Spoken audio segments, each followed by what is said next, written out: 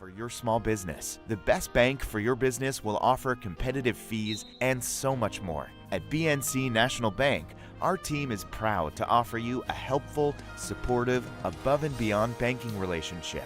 Starting to stress about the complexities of qualifying for a small business loan? BNC can guide you through the process with much less stress and likely far more success. Speak to one of our team members today. Member FDIC. This presentation on the PSP Network is proudly brought to you by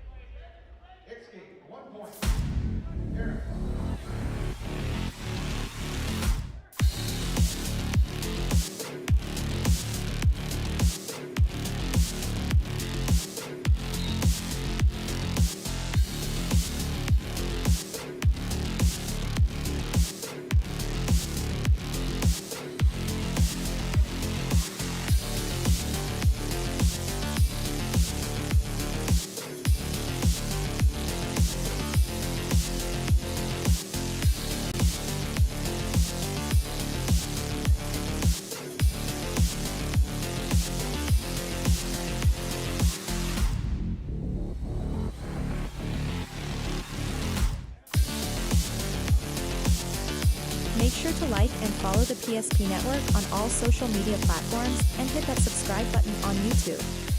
PSP Network. It's game day. When property owners in Bismarck and Minot seek transformation, ServPro's construction program brings both vision and precision. From that very first hammer strike to the final touch of paint, our dedication remains unwavering. It's not just about remodeling, it's about legacy. In Minot and Bismarck, ServPro is your partner in transformation. We don't just build back, we elevate every space. Great news! If you're looking for a new vehicle, Ryan Family Dealerships has the best selection we've had in years. You'll find fantastic offers from Nissan, Honda, Chevrolet, Buick, GMC, Cadillac, Chrysler, Dodge, Jeep, and Ram. Hold up! Ryan sells Chrysler, Dodge, Jeep, and Ram? Yes, we do, and we'd love to sell one to you. Visit one of our 5 convenient locations in Minot and Williston. Get your next vehicle from a name you know and trust. Ryan Family Dealership. You worked hard, saved well, and invested wisely.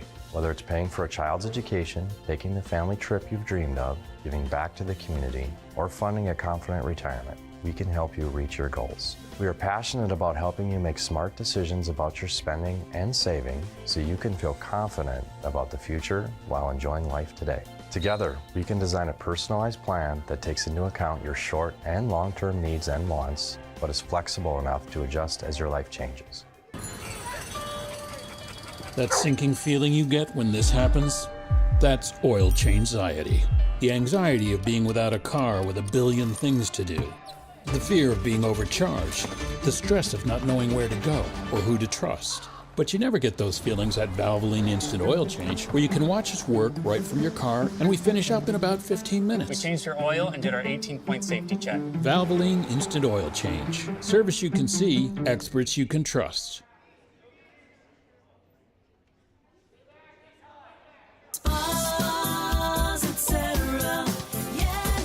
Spas Etc. is excited to introduce the addition of the Master Spas line, including the Michael Phelps Swim Spas. Enjoy the relaxing health benefits and enjoy 0% financing up to 72 months or up to $5,000 off on all spas and swim spas. You'll also find $2,000 off the MSRP on all pools and saunas. Come check out the outstanding lineup of Master Spas at Spas Etc.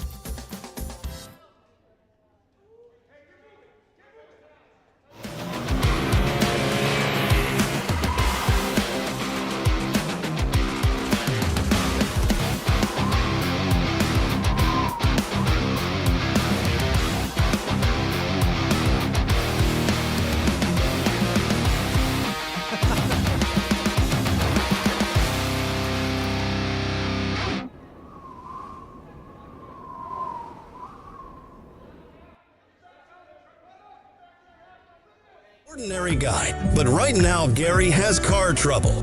Gary doesn't know about magic towing. Don't be like Gary. Remember the name and the number. It's Magic Towing. We are here to help 24/7. Magic Towing in Western North Dakota. Don't be like Gary. Remember the name and the number. It's Magic Towing. The feeling you get when this happens? That's oil change-anxiety. The anxiety of being without a car with a billion things to do. The fear of being overcharged. The stress of not knowing where to go or who to trust. But you never get those feelings at Valvoline Instant Oil Change, where you can watch us work right from your car, and we finish up in about 15 minutes. We changed your oil and did our 18-point safety check. Valvoline Instant Oil Change. Service you can see, experts you can trust. Time to anyone.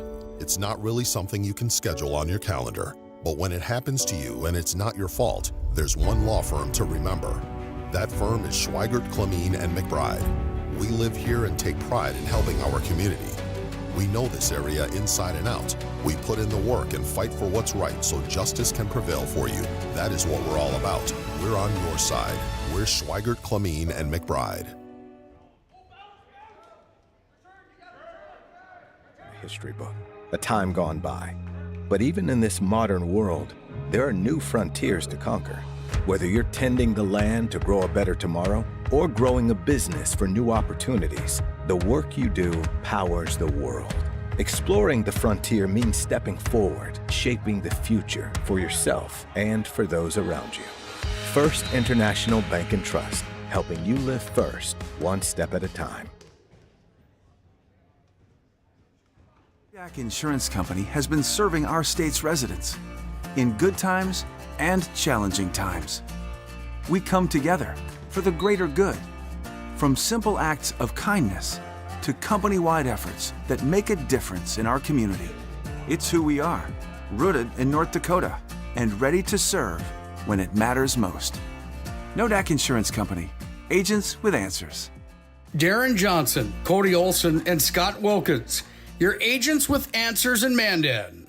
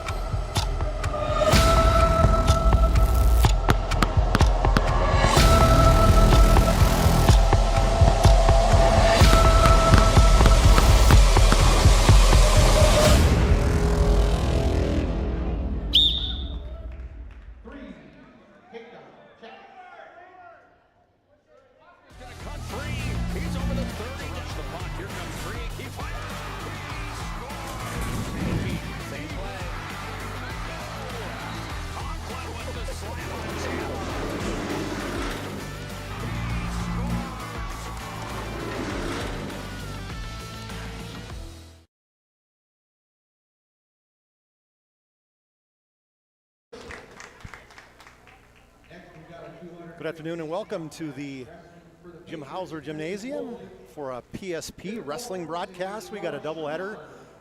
Is it a wrestling doubleheader? It's got to be that, right? Yes, it is. All right, we got a wrestling doubleheader with the Legacy Sabres and the Century Patriots as Century travels over across town here to take on the Legacy Sabres, and girls duel is first. Right now we have some JV matches in progress, so we are in the Valvoline Instant Oil Change pregame. Timely services, it won't slow you down, no appointment needed. Stay in your car, drive through oil change. We know you're busy when you visit our service center. We don't waste our time or yours. Our technicians can typically perform a full oil change in about 15 minutes. Valvoline Instant Oil Change with locations in Minot and Bismarck. Find us online at VIOC.com. My name is Chuck Claremont alongside our wrestling.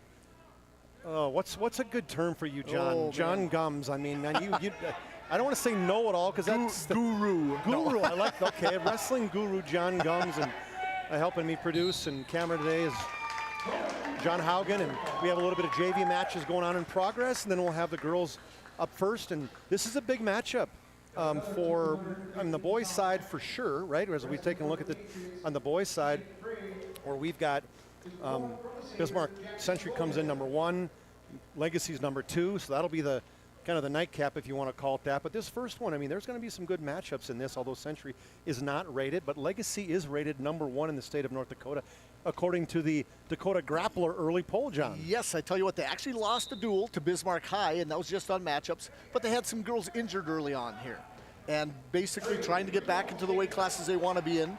But the Legacy girls are tough. I mean, they're up and down the lineup. They're going to cause damage across the whole state. It's kind of interesting in a duel matter how you go 1-on-1 and you can shift things and adjust a duel. And Bismarck High has mastered that over the years. And so when you see Legacy out there losing a duel, that's not a huge deal. They do a region duel tournament at the end of the year to determine who's what and where come the state wrestling tournament. Yeah, and then Legacy had a nice transfer coming over from Mandan, where it's tough for Mandan because Mandan girls are actually wrestling pretty good early in the season. But Keely Kanoa, she was number 1 ranked in your early poll at 106. Yep. She transferred over from Mandan, undefeated at this point early in the season. That was a big change in terms of kind of change a little bit of landscaping. You bring somebody like that in. She's so feisty. I tell you what, Keely at the beginning of the year last year was just kind of getting her feet wet and was a good wrestler to begin with, but come about Christmas on, she started to dominate, and she beat a lot of good wrestlers last year.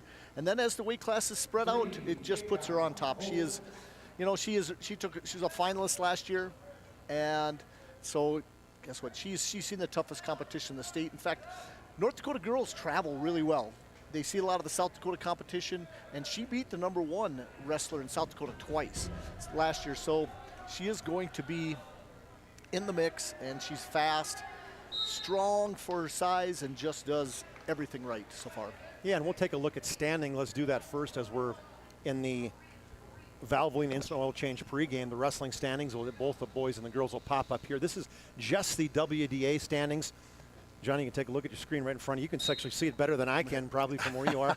As right now we're looking at the girls' side. Bismarck High comes in 2-0. Dickinson 1-0, as is Minot. Legacy's 1-1, as you mentioned. That good duel against Bismarck High, where it was a close loss. I think, let's see, what was the score? Basically a match difference, about 36-34, if I remember right. Yeah, I think you're actually totally right on with that. 36-34.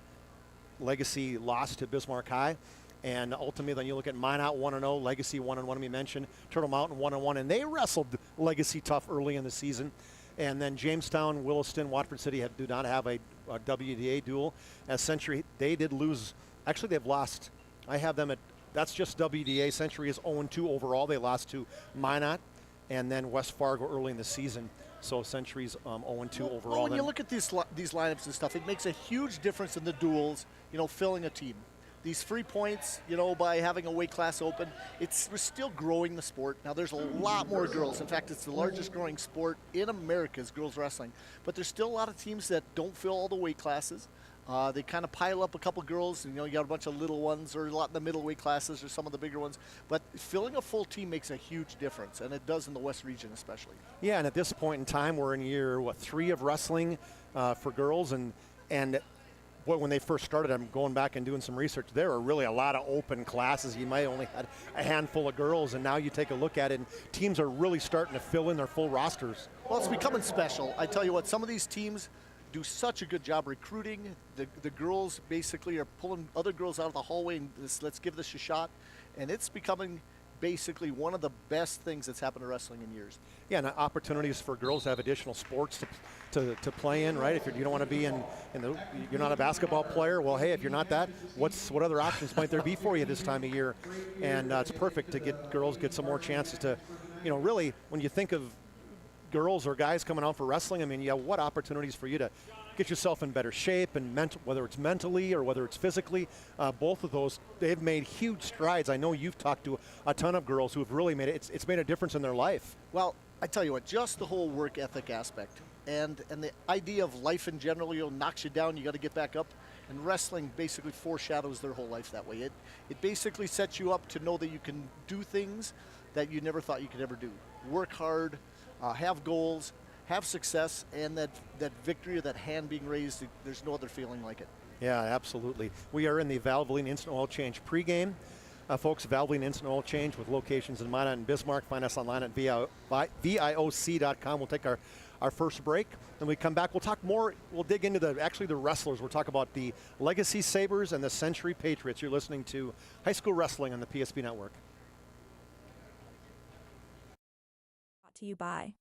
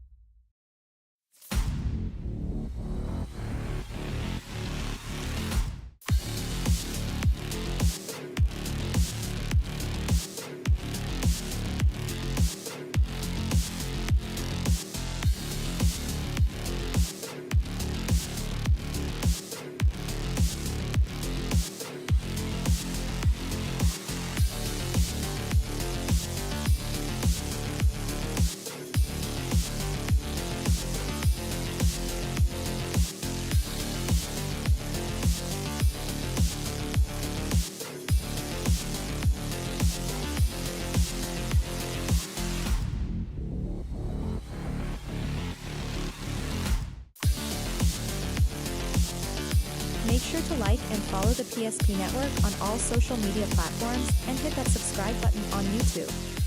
PSP Network. It's game day.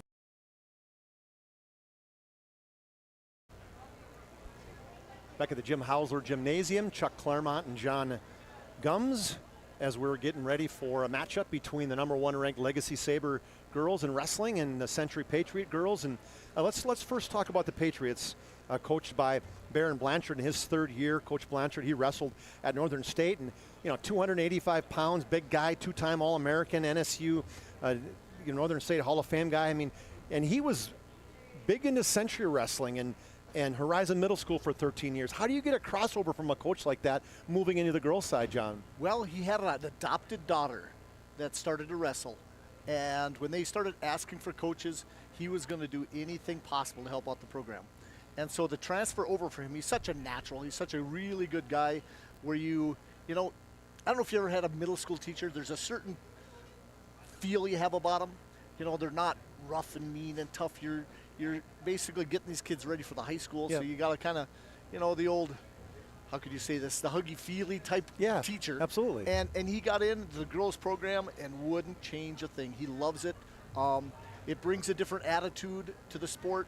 Girls have a different approach, and he just basically said he melted it right into the position. He just thought it was great. That's pretty cool that you can find coaches like that just embrace it. And I know Scott Nolan with Bismarck High is another one of those guys that do it. And really all the coaches here in James Porter from Mandan. Then on the Legacy Sabres side, Rick Ripplinger, he's been here since the beginning, so he's been here, and this is his 3rd year. He wrestled at Rugby High School and then on to Valley City State, and he's really established a great program here at Legacy. Well, I tell you what, you just look at the Ripplinger background. They're wrestlers from day one in that area, rugby. In fact, Rick was in one of my weight classes. He's a couple years older than I was. When I was a freshman, he was a senior at the state wrestling tournament. And so I thought about bringing out a picture sometime of, we got the pictures in the old state booklet, and we're in the same weight class. And of course, he ended up on the wrong side of Mr. Gums. But Rick, he's been loving the sport. His boy must have been a 4-time state champ for Bismarck High. Yeah. And, you know, he's one that actually hasn't been in the coaching scene for very long. And the very first year the girls had coaches, they just had one coach. Nolan was the coach for every team in Bismarck. And they kind of got assistant coaches around them and said, when the schools are ready, we will separate them out and have their own coaches. And it was year 2, and he hopped right on board and has taken it over since. Yeah, that's pretty special. So these two teams, the last 2 years when they've actually been some dual matches, Legacy has won both of them. They won 51-24 last year. And then 2 years ago, they won 60-18. So Century still kind of establishing their way. Last year, Century was 2-6 in the West region, or in overall their dual record. 7-3 for the Legacy Sabres. When you look at the state tournament, really Legacy had a good year. They finished 3rd behind Bismarck High and Minot, and they weren't too far out at 156. Minot was 172 and Bismarck 202. So when you look at that scoring, John, I mean, that's just a few matches. That's a wrestler. That's that Keeley Canoa. If they had last year, probably could have pushed them over the top and been right there maybe for a state championship. You know, a person that gets in the finals is going to score you 20-plus points. It could be interesting this year. They've got pretty much everybody back except their heavyweight, who is nationally ranked, and it's just a mystery for us. She's a crazy story. Phoenix Linseth, she was basically a 2-time state champ as a sophomore and a junior. Freshman, she was 2nd, and I mean, she was nationally ranked, and just decided, you know what, for whatever the reasons might be, I decided to say she's a cheerleader, got a full scholarship to go to Dickinson State, and you know what, people make changes, but obviously it hurts. You know, well, the overall team, but guess what? What it does mean is that then guess what? You have to coach the team a little bit different, and you have to find another girl to fill that spot. And Legacy's got somebody, and they're still working her in, and those team points, you know, are going to be hard to replace. But then Minot, who is in the mix, lost a couple girls. They lost 3 girls that placed last year, and so that makes a huge difference unless they come out late. But they're missing 3 girls that placed in state, while Legacy's only missing 1. Bismarck High has quite a few injuries, and then a lot of these girls are actually doubled up in weight classes. And so this year, not everybody has an opportunity to qualify for state. They have to actually pick just a few. Before, if a Bismarck had 3 really good girls in their weight class, they got to participate all of them in the region to see if they qualify. Yeah, it's a big change. Not this year. So that could make a big difference for some of these teams, because a Bismarck High and a Minot and these teams that have all the extra numbers could actually knock off some of their competition before it got to state. And it's going to even the playing field. Yeah, and last year in the state dual tournament, Century did not make it, but ultimately Legacy finished 3rd. They wrestled Carrington in the quarterfinals, 150-118. They lost to Minot narrowly, 33-30, and then they defeated. Final match in the duel. Wow. In fact, Lindstrom actually got caught and beat in that to make the finals for Minot. That was her. No, that wasn't her last match. Nope. Because she wrestled in the individual. Day, yeah. The next day, but no. The duels, yeah.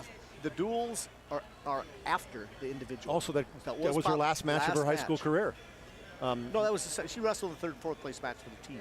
That was her second point. They wrestled Central Cass and beat them 42-30.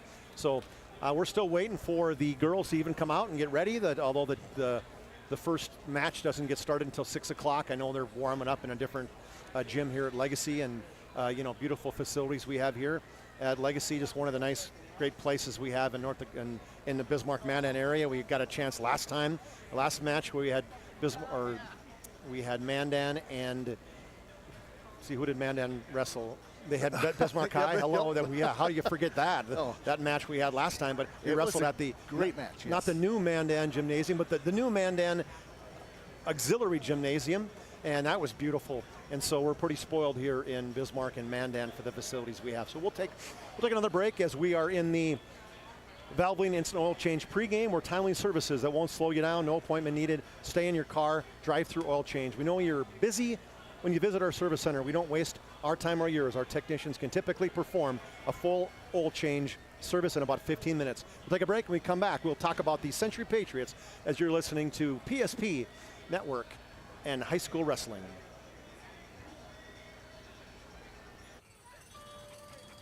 That sinking feeling you get when this happens? That's oil change-anxiety. The anxiety of being without a car with a billion things to do. The fear of being overcharged. The stress of not knowing where to go or who to trust. But you never get those feelings at Valvoline Instant Oil Change, where you can watch us work right from your car, and we finish up in about 15 minutes. We changed your oil and did our 18-point safety check. Valvoline Instant Oil Change. Service you can see, experts you can trust. Whether you're looking for a full-service financial plan or planning for farm or business succession, Planning Team Financial Advisors is here to help you work toward achieving your financial goals. With locations in Bismarck, Garrison, and Center, our full-service team of professionals are dedicated to helping you work towards achieving your financial goals. Visit us online, planningteam.com. Securities offered through LPL Financial, member of FINRA and SIPC. Investment advisory services offered through New Edge Advisors, LLC, a registered investment advisor. New Edge Advisors, LLC, and Planning Team Financial Advisors are separate entities from LPL Financial. Back at the Jim Hauser Gymnasium. This will be our last break before we go to live, our live action. They're doing a, what do you call this? Call this a face-off. It's not hockey, but it's a wrestling face-off. Yes, so they'll announce the weight classes, and then they'll shake hands, and then the coaches don't even wrestle as wrestlers sometimes. Well, I know. The coaches were nice enough. Both Coach Blanchard and Coach Rippling are giving me the starting lineups, and of course I went down there, and there was about 12 changes from the starting lineups, and they're starting tonight. They did a coin flip or how they figure it out. Yeah, they will go out there after the face-off. They'll go out there and they'll basically flip a coin that's red or green, and then the green team or red team will get their choice of an odd or even. And then whoever puts somebody out first at that point in time. But correct. But they had decided early on it's 155 the matches will start at tonight, and then from there it'll go all the way until we come back through 148. There are some open weight classes. As a matter of fact, there's 100, 130, 136 that are open for both teams, and we will salute our flag. We'll take time here before we do our national anthem, as we always do. We honor our country. Oh, they're going to do a face-off. You can face off first. Looks like it. Military Appreciation Night, people. Oh, okay, nice. That's what they're doing. I did not know that. So they're giving a standing ovation for all our military. All right, perfect. So let's just, there we go. Now we'll take our, we won't take a national anthem break, but we will stay tuned for the national anthem.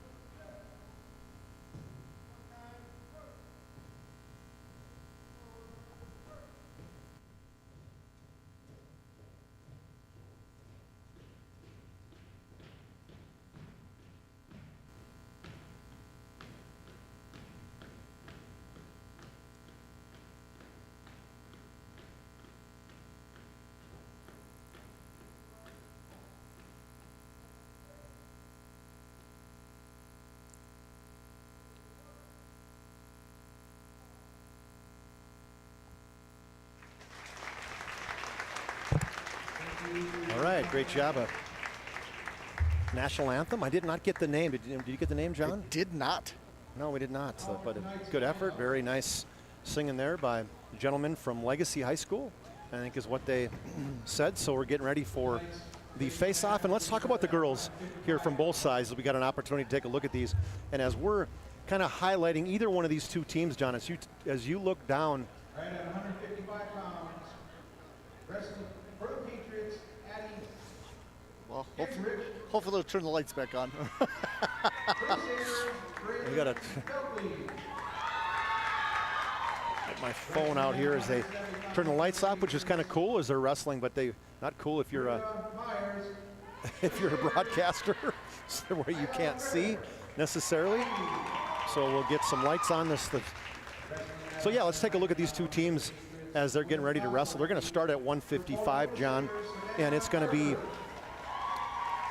Addie Genrich and Braylon Felkley for Legacy. She's just a freshman, Braylon Felkley. That's a name that just popped up. She was not on the wrestling list early on. At 170, it'll be Bernita Myers and Ivy Griffin. That's what's on the list right now. It'll be Gwen Kostelecki at 190 for Century and Savannah Garver. Then at 250, Century will put out Morgan Harvey, and at Legacy will put out Aaliyah Ear, a freshman. At 100 will be a double forfeit. And then we'll go to 106 where Vivian Backer from Central will wrestle Keely Kanoa from Legacy. Then we'll go to 112. Ella Wald, junior for the Patriots, will wrestle Celia Moniz. And then at 118 will be Sydney Huber for the Patriots and Alicia Kenfack for the Sabres. She's ranked number 1 in the state. At 124 will be Gabriella Huffaker, a 7th grader for the Patriots. And then Megan Zins, just a sophomore, coming in at 4-1. She'll be at 124. Both teams are open at 130, and then we'll get to 136 where Century, the Patriots open. Aaliyah Cullinan, they'll bring her out to raise her hand, and we'll finish it up. I guess we have 2 matches left. Century's open at 142. Hannah Ryberg will get her hand raised there, and that last match will be Paige Spomer, a senior, her first match of the year. She's been injured, and she will take on Alicia Asongking, a freshman. That'll be 148. We'll finish it up like that. And what's your expectations how this match is going to go? I'm guessing the Legacy's heavily favored, but yet is there going to be any good matches in here that you're looking at and highlighting, saying, you know, let's keep an eye on these matches? Well, I want to see Paige Spomer tonight, coming back after an injury. And she really worked hard in the offseason. She actually dropped a weight class from last year. Yeah. And I expect to see some good things out of here as the season goes. There's a lot of lopsided matches, but I also like about the 112. I want to see what Ella Wald can do. You know, this Celia's rest really well. It's not got a loss yet this year, but she's still young. And Ella Wald she's a fiery girl who really can go early in the match. So really excited to see that match at about 112 also. Yeah, and so that'll set that up. As you mentioned, Paige Spomer, that's one thing we talked about. Yeah, she came in as a sophomore, wrestled 155, then moved up to 170 as a junior, and then now she's popping down to all the way down to 148. Yeah. So definitely a change, you know, obviously in body over this off season. Just total workout and working hard, eating the right food. Her mom is a great basically advocate for wrestling, has really got into it and said it's just a new lifestyle, and she loves it. She loves the sport. The parents have fallen in love with it. You know, it's just changed their whole family. Yeah, that's exactly what we talked about in terms of health in the country, and surely wrestling is one of those situations that's really making a change for a lot of people out there, not just women but guys alike, you know, where they'll come out maybe a heavyweight one year and they start getting ripped, and pretty soon the next year they're wrestling 215 or even down to 190. I'm sure you know situations where that's happened. Oh yeah, definitely. Well, here we go. Going right away, got Felkley and Gensrich. Yeah, Braylon Felkley, just a freshman. Addie Gensrich is a 7th grader. She comes in at 2-2. Well, I expect a lot of aggressiveness out of Legacy. Their girls like to shoot. Ripplinger is a big fan of getting in and just trying to take it to them early and wear them out. 3-point takedown for Genrich. Well, I did get to see Gensrich wrestle a little bit, and she's very good on top. She turns a lot of her opponents. She's got a good half. Good cross-face cradle. Looks like that's what she's going for right now. Maybe a little butcher. Yep, trying to get that crossface in there. She's going to get locked up there. Just the first period, first match. 1:21 left in the first period. The Patriots and Genrich leads. A little bit different camera view. I kind of like that down by the mat. That's pretty good. Can do a little zooming in. John's got an opposite camera on the other side too, so get to see the action, different places. Century's got some new uniforms, it looks like. The red, white, and blue. A few years ago, they didn't allow the baby blue back. I'd like to see those baby blue uniforms back. That's tradition right there, right? Some of the parents last week and the boys stuff had actually got out the old warm-ups and having the old baby blue, really puffy warm-ups. You remember those back in the 80s and 90s? And it was kind of funny watching. Oh, she's got that cradle locked up. Yeah. Down to 30 seconds here, trying to get some back points. She's got the yell, knee in the side. There's that crossface cradle. She's got a chance for an early pin here. Wyatt Pollard, the referee. There he goes. He's got it. It's the pin. That's a pin by 1 minute and 43 seconds. 1:43 by Addie Genrich. Or the 7th grader beats the freshman. It'll be put 6 points on the block for the Patriots. They will have an early lead at this point of 6-0. See if we can get that replay back on the Ryan Family Dealership instant replay. There you see it. She's got that cradle locked up, John. When we do the replay, you get to see right in front of you there. Looks good. The knee in the side. Wyatt Pollard making sure. There you go. Right back to live game. That was our Ryland. Different thing here with the Legacy mat. At least they got a little gold underneath there. You have the lights down in Mandan. The whole mat's black. It's hard to see underneath there. Yeah, we should have talked to Brett Mitchell saying, hey, you gotta give us some light up here. Is the 170 match, Bernita Myers, a sophomore, she comes in at 4-2, and Kiara Sharfaros, is her name, or Faros. Sharfaros. She's a sophomore at 2-2. Well, I tell you what, I watched Belinda last year, and she Bernita. Bernita. Yep. Bernita. I mean, Miss Myers. Yep. Actually, excuse me, it's Ivy Griffin is who's wrestling, a sophomore at 2-3. For Legacy. Yes, for Legacy, and she's a sophomore. She comes in at 2-3, and Bernita Myers is a sophomore at 4-2 for the Patriots. Well, that's a good thing I can do. I'll pull up Track Wrestling. You guys got a chance to watch stuff while we're on there and you're not sure of the matchups. You can go over to Track Wrestling and just go to browse and find the duel so you can see the opponents and stuff. It's pretty good. Oh. And so that's what I'm going to do. I'm going to pull that up so I have a little reference. And it takes about 5 to 10 seconds, and we'll have the right names, too, if they change wrestlers. We're not right by the head table. It's one thing that what we're not doing is basically being right by the head table so they can yell at us that it's a change or something. We have to kind of just make sure. Gotta pay attention when they announce them. Yep. Quiet in here. I did not catch. Think of how it was in Mandan last week with both the boys and girls, man. There was just enthusiasm surrounding both the boys and girls matches. Well, it will get louder. Here's what's interesting. So there are a ton of wrestling things happening in Bismarck tonight. Bismarck High, Minot's visiting them. And so there's a lot of fans there. That would go to all the events if there's just one here. BSC has their first home duel since they got wrestling back tonight. So BSC has wrestling fans there. And then you've got the Mandans over in Jamestown. And so you're taking all these wrestling fans and displacing them all over. And so you even have St. Mary's has got a duel. Yeah, they do. There's a lot of upcoming. We'll check into those as we get into we will notice the fan numbers down a little bit here, where you probably have another 50, 100 fans, and it gets loud. I'm amazed. The girls are usually cheering so loud just on the side. I think Rick Ripplinger last week had lost his voice so bad he's told his girls, I can't yell over you. As there was no score in that first period, so. Well, the thing you'll notice. Bernita chooses down. Yep, Bernita, she's a girl that throws some wild moves. She was trying a bunch of headlocks early on, and she's got a nice little record, but on her feet, I noticed she did not try any of those. But this Ivy Griffin does have some experience. They're getting a little excited, broke her down. Now the coaches are getting into it, getting the players into it. Controlling a wrist. They're on their feet. It was illegal to cheer, I think. No. but no, they're getting after it now. And some matches like this could make a difference later on in seeding in some tournaments. They are going to face each other probably, 3-4 times maybe on there. The girls, a lot of these girls will be going to Carrington tomorrow There's a big girls tournament there. I think that's 16 teams of the girls, and there'll be 26 of the boys teams over Friday and Saturday. Carrington's got a really nice tournament there. So that was Bernita Myers who got the escape. She leads 1-0. And then you're going to see a lot of the boys go to lots of different places. In fact, the boys from Legacy go to Maple Grove over the weekend. It's kind of one of those team building things. There's usually about 1 or 2 other good wrestlers in the weight class.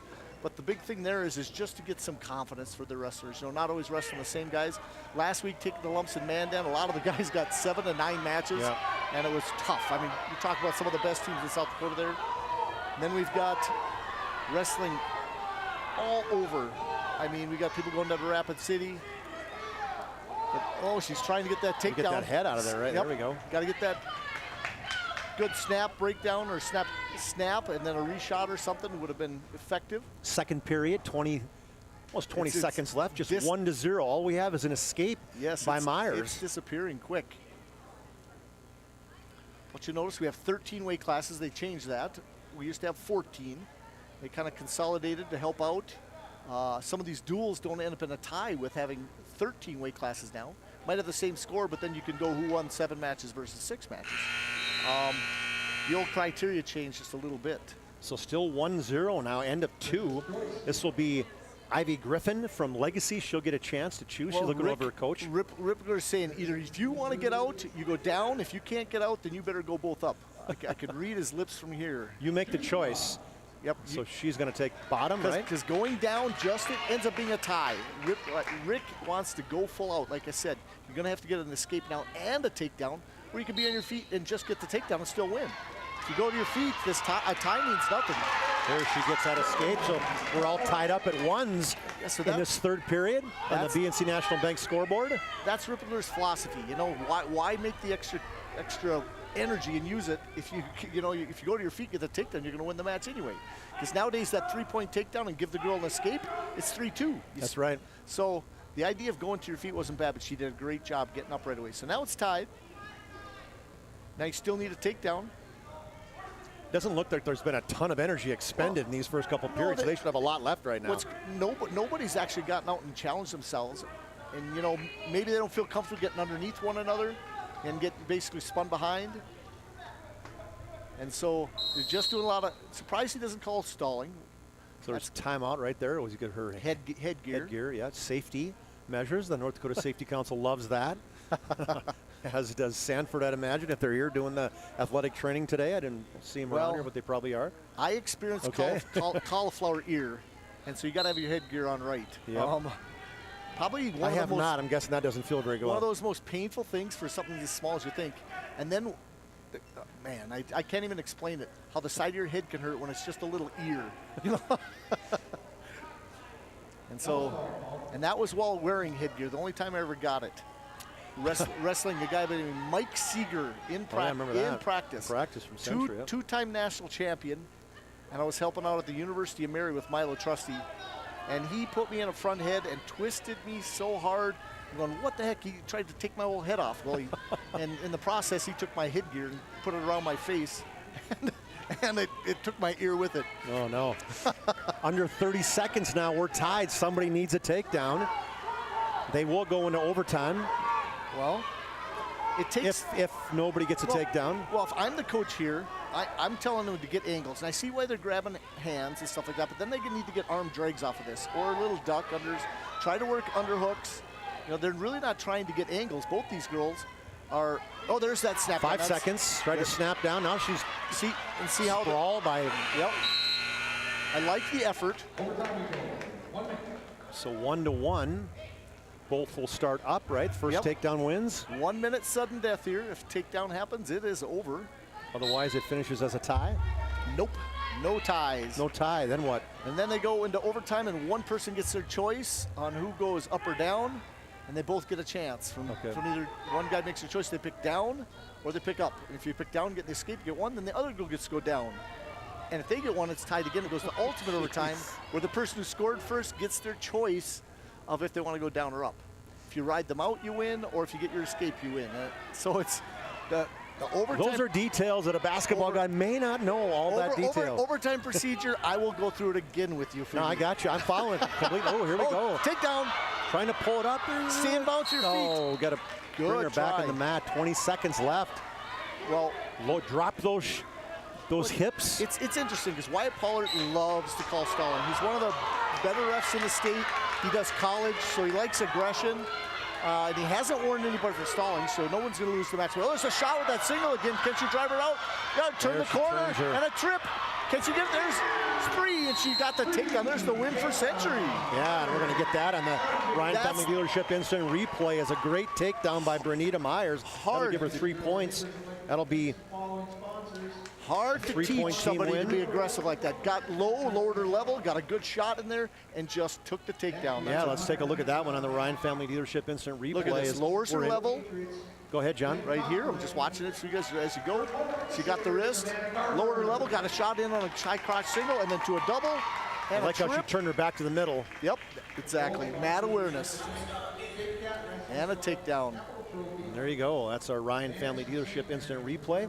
For 50 years, Ryan has been a trusted name for car buyers in Western North Dakota. Shop their entire inventory at driveryan.com or visit one of their 5 locations in Minot and Williston. Now we move up to 190, where we have Gwen Kostelecki, an 8th grader at 3-2 for the Patriots, and Savannah Garver, a sophomore, at 4-2 for Legacy. This should be one of the better matches. Well, you look at the records, and they're very comparable to one another. I have not got to see Kostelecki wrestle, so this is interesting. She's just an 8th grader. Yep, she's got 3 victories on the season. There's a low single here for Kostelecki. Can she get the takedown? She should have her head on the inside. And now, she let go of the leg. Did she pop out the backside? Oh, back up to your feet. Getting thrown to her back. Well, great defense by Garver. Big throw by Garver's got her. Oh, and it rolls through. She got 2 near fall, so it's all of a sudden 5-0. Oh, he gave her a near fall, too. Tell you what, I thought she was in trouble there. You get flipped to your back. And some of these bigger girls, it is hard to get off your back. Trying to throw her legs in, controlling her wrist. She's a little high. She's got to get behind those arms. John adds Savannah Garver as it's just her first year wrestling. Honorable mention in his Dakota Grappler poll. Yep. Like the aggressiveness of her. Yeah, I thought she had a couple big victories over a couple girls that she actually beat a ranked wrestler in the previous poll and somebody that was on the verge and lost in the blood round. And I said, guess what? She deserves to get in the ranking. Yeah. She was right with some of the best competition already. You know, as an 8th grader, that's pretty good. As a sophomore, there she has her on her back. A big half and a fall. And boy, what a good move! She got her out in the middle of the mat, spun her over, got a pin. And I did not see the time. Well, we'll see if we get it on here, John, as we'll take a look at on the Ryan Family Dealership instant replay as she spun around on the inside of the mat. And a quick half here.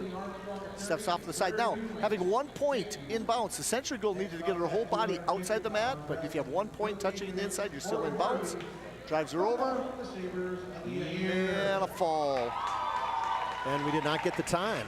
I'm guessing it's close to 2 minutes, but I don't know. I'll check Track Wrestling. Yeah, see if you can do that. But that was a pin by Savannah Garver, the sophomore, as she gets the win on that one. Now it'll move that team score to 9-6, the Patriots lead. We move into the 250-pounders. Morgan Harvey, a senior at 2-3 in the season. She'll take on Aaliyah Ear, a freshman 0-4. That's the one you're talking about. This moving in for Phoenix Linseth. Yes.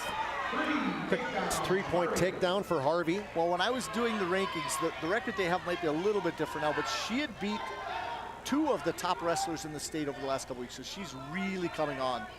She's got good competition. Stordalen also can wrestle in that spot for them, so Harvey and Stordalen, good practice partners for Century. And just driving over, and it's going to get this fall here, right here. This is tight. And a fall in 33 seconds from Morgan Harvey. We'll get that one on the Ryan Family Dealership instant replay. So at 33 seconds, the senior gets her 3rd. Just catches this butcher, little cross-face butcher here, gets on top, gets the shoulder turn and lots of pressure straight back down onto those shoulders. And a fall. There you go. So that's the Patriots. Well, Century's got 3 wins here. So that'll take it up to 15-6 now as Century leads. Now we go to 100s, a double forfeit, so no points there, and they'll go to the 106. This is a big matchup right here. Vivian Backer She's a sophomore at 2-2. She'll take on Keely Kanoa, that freshman transfer from Mandan, 4-0 in the season, ranked number 1 in John, your early season poll. She is so aggressive, and sometimes she just lets it loose. A good way to say it as a wrestler, when a person lets it loose, and it's like you're not thinking, just moves come. 34-10 as an 8th grader, second at 106. And it's almost one of those things when you think about it that you just can't teach sometimes. It just flies right into moves. Nice little snap down there, trying to get to a front head, but her head's high. She needs to get that in the hole, which we call in the hole for wrestling fans. They might know it, but don't means that she has to drop her head right in kind of the armpit. Oh, good power right there. Almost pushed her over. Unbelievable condition for her. Of course, she runs like this. I think this is Backer, is it not? Ooh, that is a great question. It should be Vivian Backer that's wrestling right now. Well, they had both on the list that could wrestle there. Yep, Furter wrestled earlier not Furter, it's Vivian Backer. This is 106. This is 106, okay. That is my fault. Thinking it was Furter out there. 110 left. Furter won in the JV match. You may have saw that one. Good chance of catching her again. Now here's one thing too with Vivian Backer. As an 8th grader, she was 15-12 at 105, and then last year's freshman did not show up. I didn't see her in the. She got injured at the end of the season or not, and John's got her at 8th in his Dakota Grappler poll at 106. Yes. Of course, number 1 is Keely Kanoa. So these are 2 ranked wrestlers. That's always good to see. But right now, I like the aggressiveness out of Backer. She's not afraid to get in there and to get a shot. As we are trying to get behind her, get that head out. Yep. Got 35 seconds left in this first period. I was thinking they have the ponytails, longer hair. And can Backer get the first takedown? Comes around, potentially dangerous. Just what we call a chin rip. Reach back, a lat toss. Fans, tonight's game is brought to you by Planet Pizza. No pizza like it. Try the Blue Buffalo or plain cheese pizza at Planet Pizza. Ooh, there's a big takedown. Oh, somehow was able to sprawl out of it. Vivian Backer. There we got a 3-point takedown. Just 10 seconds left here in this first period. Kanoa gets the first takedown and first points of the game. The first points of the match. Well, I tell you what, that was big, because right away I thought Backer was going to get that takedown. She was coming around the corner, and that little chin rip, and she got out of it. So, little strategy. Kanoa's going down. And just young yet. When you really think, how old these are. You got a sophomore out there, and you have a freshman. So, they've got lots of years of wrestling left. Having conversations on how to. Yep, basically, in reality, you're supposed to have your head in the middle of the back. I think he was trying to tell you can't be leaning over that far side. You're supposed to kind of be centered up. 3-0, Kanoa, the freshman, leads Backer, the sophomore of the Patriots. I'm trying to peek out here. Does a good job flipping the hips. Got that left arm around that leg. Backer needs to go to a front head or a crossface here. Kanoa's coming around. He's going to get in trouble. A reversal, plus she has that arm. Yep, she's got a chance at half and flip her over to her back here. It's got her in trouble. Holy cow. There's a Ryan Family Leadership Instant replay right here. They changed the clock instantly in here. I did not get to see the time in that either. As I'm trying to write stats. It was at the 1:31 mark, so it's 2 minutes and 29. Yep, 2:29. There we go, John, right here is.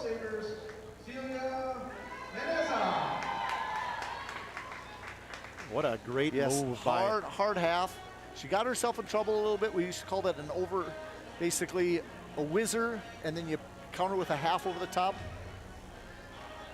2:29, that'll be a 6 points right there for Legacy. So Legacy now moves into 15-12. They trail. Ella Wald for the Patriots at a 1-4 junior, and Celia Maniz, an 8th grader. Well, now we've heard 3 different pronunciations of her name. Yes. We've heard Manez, we've heard Manizi. Well, we're going to go with Maniz. 2 people told me Maniz as well. Well, see, not knowing exactly, who is going to wrestle tonight.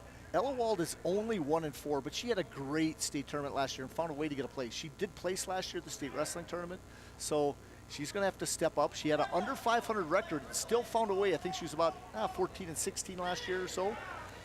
And I just remember watching when I started to do the rankings again this year. I was looking, well, she hasn't faced anybody weak yet. She's had all the tough competition. Yeah, she was 16 and 19 as a sophomore and 8th at 118. Yep. So 16, I always remembered that without even looking at anything.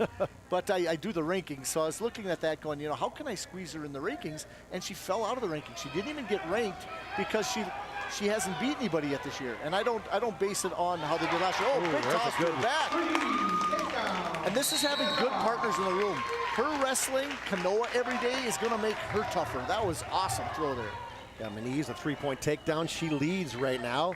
The junior Ella Wall. We're at the 112-pound weight class. If you just joined us, folks, it's 15-12 in the BNC National Bank scoreboard. The Patriots holding just a slim lead right now, and we're in the 5th match as we started at 155. I saw this Maniz, and I was going, where did they get her from? It's basically what I was thinking, because she hasn't lost a match yet. She's fast, aggressive. So she last year 46-12 as a 7th grader, 4th at 106. Yep. But what I meant is, where did they basically start working all these moves in? Yep, absolutely. Because she's just getting better and better, and she's young. We think of that as just an 8th grader and figuring it out. Gonna switch things around here. See if she come from the side and get that half. Oh, she's got Wald in trouble. It's the crazy thing you notice, the flexibility. Oh my gosh, that right arm, it looks like it was gonna pop out of the socket, or left arm, I should say. So it's also different when you wrestle girls. You gotta tighten things up different. You have to, when you're pulling a half, you can't extend, you gotta pull it tight so that you can turn the whole shoulder, not just the limb, because they're too limber otherwise. So 3-0 at the end of 1. Maniz leads Wald the junior. Wald defers. Maniz going down. And you're going to watch this close. If we go at this angle, she has a great outside leg stand-up, and what she does is she pivots her hip, and she does an underhook, and I saw her toss somebody in this. Okay. And so let's see if she goes straight to this. Sometimes you have see if I can predict it. A little snap down. There's this outside leg. Oh. Wald doing a good job snapping her back down. But it's key to get that pressure back. Okay, she's trying to peek out this far side. And again, as these girls wrestle each other more and more, they get to know their main moves. Yep. But there she's peeking out. Gonna see if she come out the far side, reach back, and she's gonna get this underhook. Wald trying to just walk it over. Yep. There she stands up outside. There we go. Hand in the back pocket. So Wald will get one escape, so 3-1 now. Got it. And constant pressure. It's a great thing to teach young wrestlers, is to keep their pace going forward. As you notice, as they circle, it's never backing. It's one of those aggressive things. Like I said, you just can't necessarily teach every wrestler. Yeah, Maniz got the escape. That's my bad, as she leads 4-0 after the takedown in the first period and the escape in the second. Call it heavy hands when you're trying to do some snaps and get them underneath you. There's that hard, heavy hands. The 112-pound weight class. Some fakes to get her to try to step. And now if I'm Ella Wald or I'm her coach, I'm saying, guess what, you got to take your turn. It's your turn to take a shot. Get your best move. There's a nice little duck. But you have to find some way to get that in your head that it's my turn. I have to get this done. Pops the arms up, gets a shot, doing a good job penetration now into the front head. Elbow's way too deep. Way too deep. She's got to come back. Oh, that's a good move right there. A 3-point takedown for Ella Wald. There we go. Brings it a lot closer. 4-3. 16 seconds now. 4-3. Maniz still leads Wald, but second period winded down. Definitely livened up the bench a little bit. Strong on top. You can really see Ella Wald. Got some pipe strength. Oh. Yeah, she is actually put together very well. 4-3 now, as Wald will start down, most likely, I would imagine, right? Nope, going to go on her feet. So like just what you talked about, right? Yep. This 1 point, the difference is not the same as what it used to be. Yeah, because this takedown, somebody gets escape, it's still tight. Absolutely, so, I like that. So the idea here of getting a 3-point takedown, and you're up by 2, the person just gets an escape, they do not win. So this idea of getting a takedown is huge. There's this first warning starts. That's when he doesn't like somebody backing out. And he puts that in his memory banks that she backed out one other time. Yep. She'll kind of give her a One, maybe, and then the second one you're going to warn her. And you notice how I mentioned her moving forward. Oh, this headlock, she's got her. Oh! That was strength right there. Got the takedown, but no back points. Rolled right through it. See that flexibility. Still 7-3. Moniz leads Wald. 1:20 to go in this third period. Knee slide. Trying to get pressure back. Still got over a minute here, so you got time. Now you need an escape and a takedown and you tie it up. This would be a good reason why she can see how she's listening intently, but there's that knee slide, trying to get it hand control and put in her hip pocket.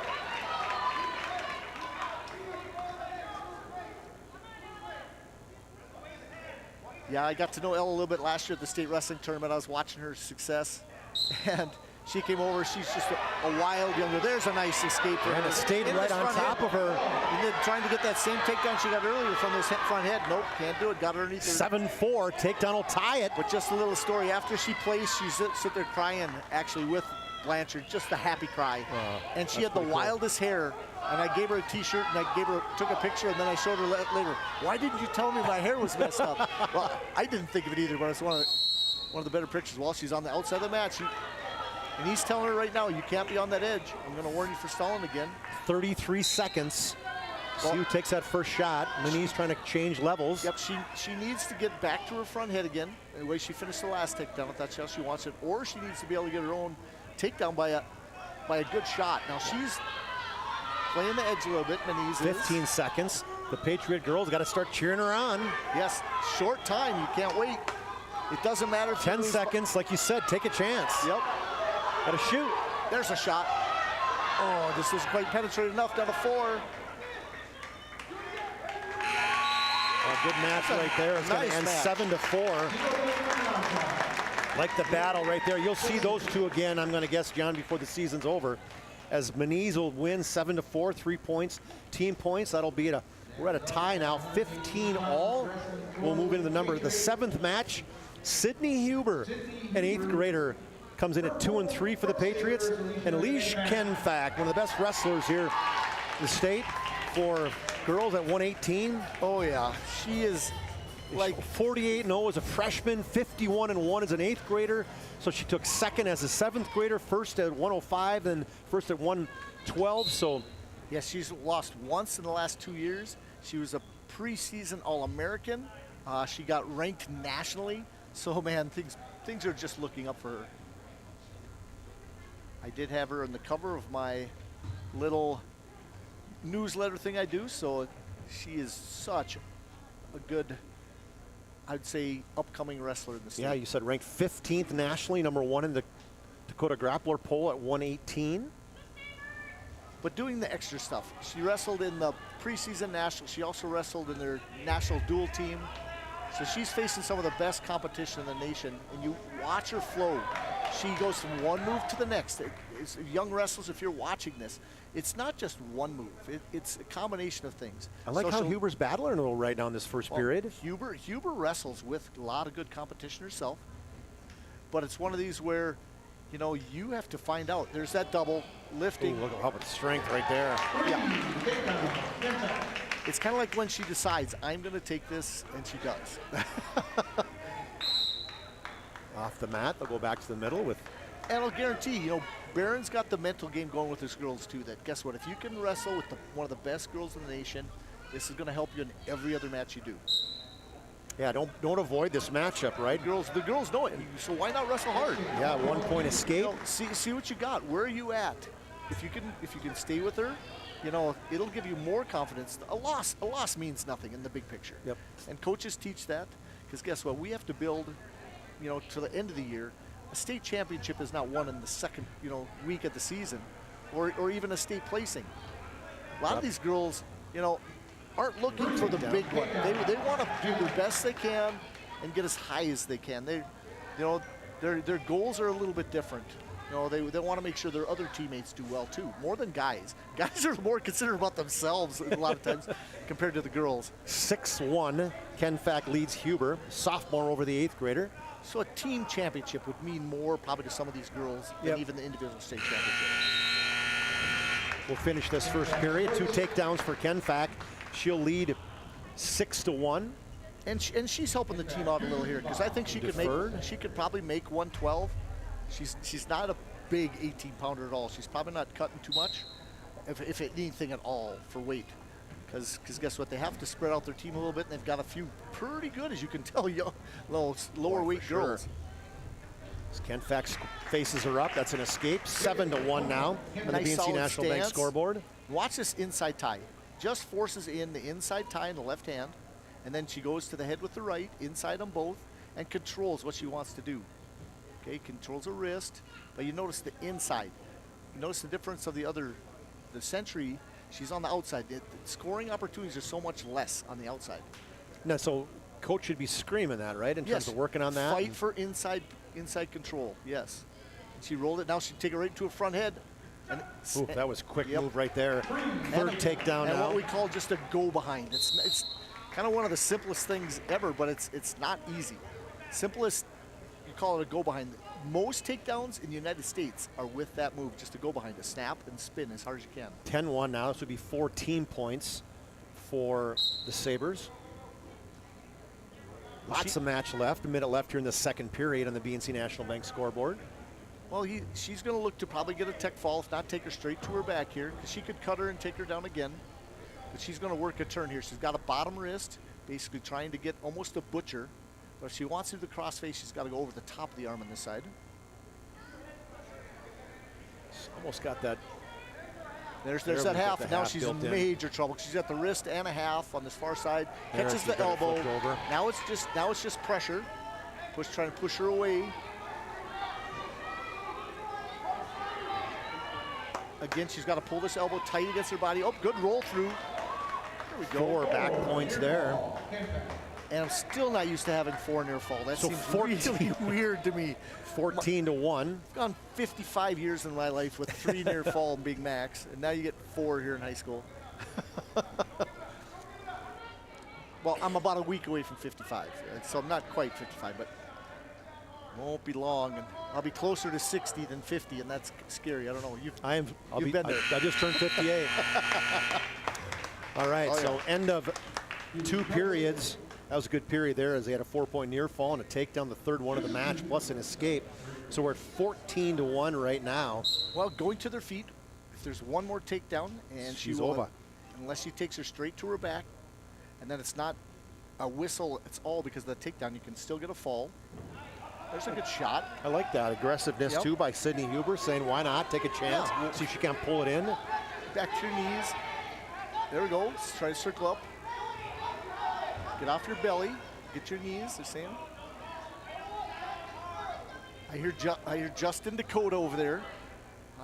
He's one of the assistant coaches helping Barron out, and I catch that voice a long ways away. Remember that name? Yep.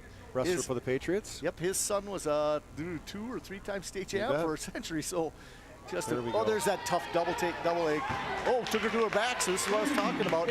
He secured the tech fall, but looking for the pin still. Fight it off. Don't give up the pin, coaches. It's a building point too. Roll through hard. Did she roll through? Got too high. Good job.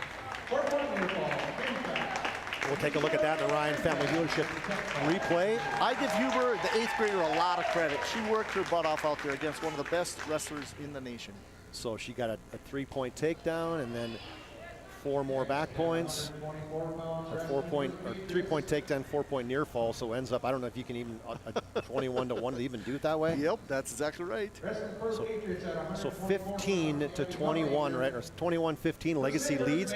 Now we'll move into 124. So Gabriella Huffaker, a 7th grader for the Patriots. She comes in at 0-1.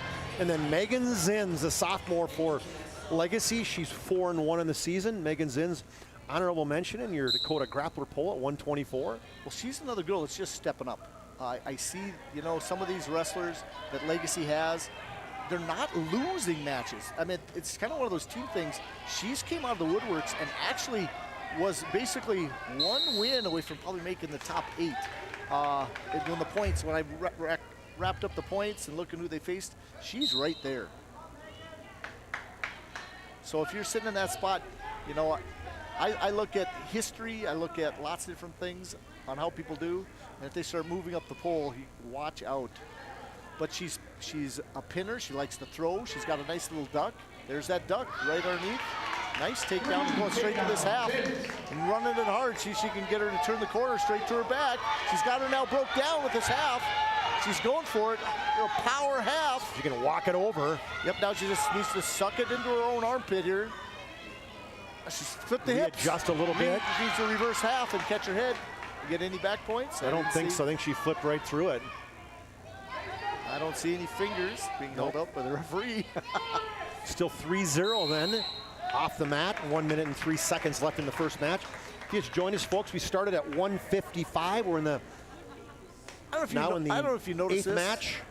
But even the walk is different. The girls when they wrestle, it's like a little strut, like boys do, like wrestle-wise. It's so funny that the sport does that to people. It's just a different confidence, I think. I love this look here. Job by John Haugen, our camera guy. Oh yeah. I love it too. I tell you what, I've been watching half on the monitor and half from distance. and I'm a guy that likes to see it live, and I find myself on television. He's doing a great job with the camera work. John's helped me out too, producing. I appreciate that. And Todd Domries and John got all our graphics set up for us. I'd love to hear Todd call wrestling one time. Todd's got his hands full with volleyball and basketball and hockey, and he gets to know names so well. You know, I don't know how you guys do it as basketball. You know, they get to know 10 guys at once. They got to call names. You know, pass one guy to the next. But there's a nice Huffaker with a nice escape there. 3-1 now. 26 seconds in the first period. And the BNC National Bank scoreboard. Zins, the sophomore, leads Huffaker, the 7th grader. Zins looks really strong. Oh, what was that? I don't know. It looks like she got stunned, didn't she? Yeah, it kind of looked that way, didn't it?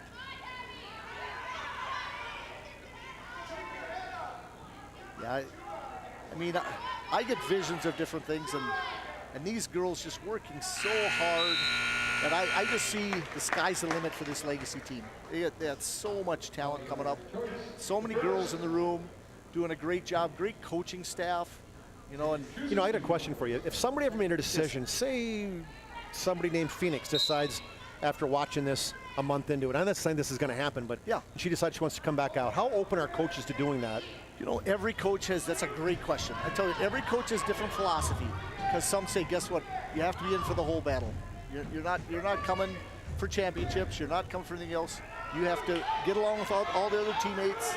You have to participate in all the activities.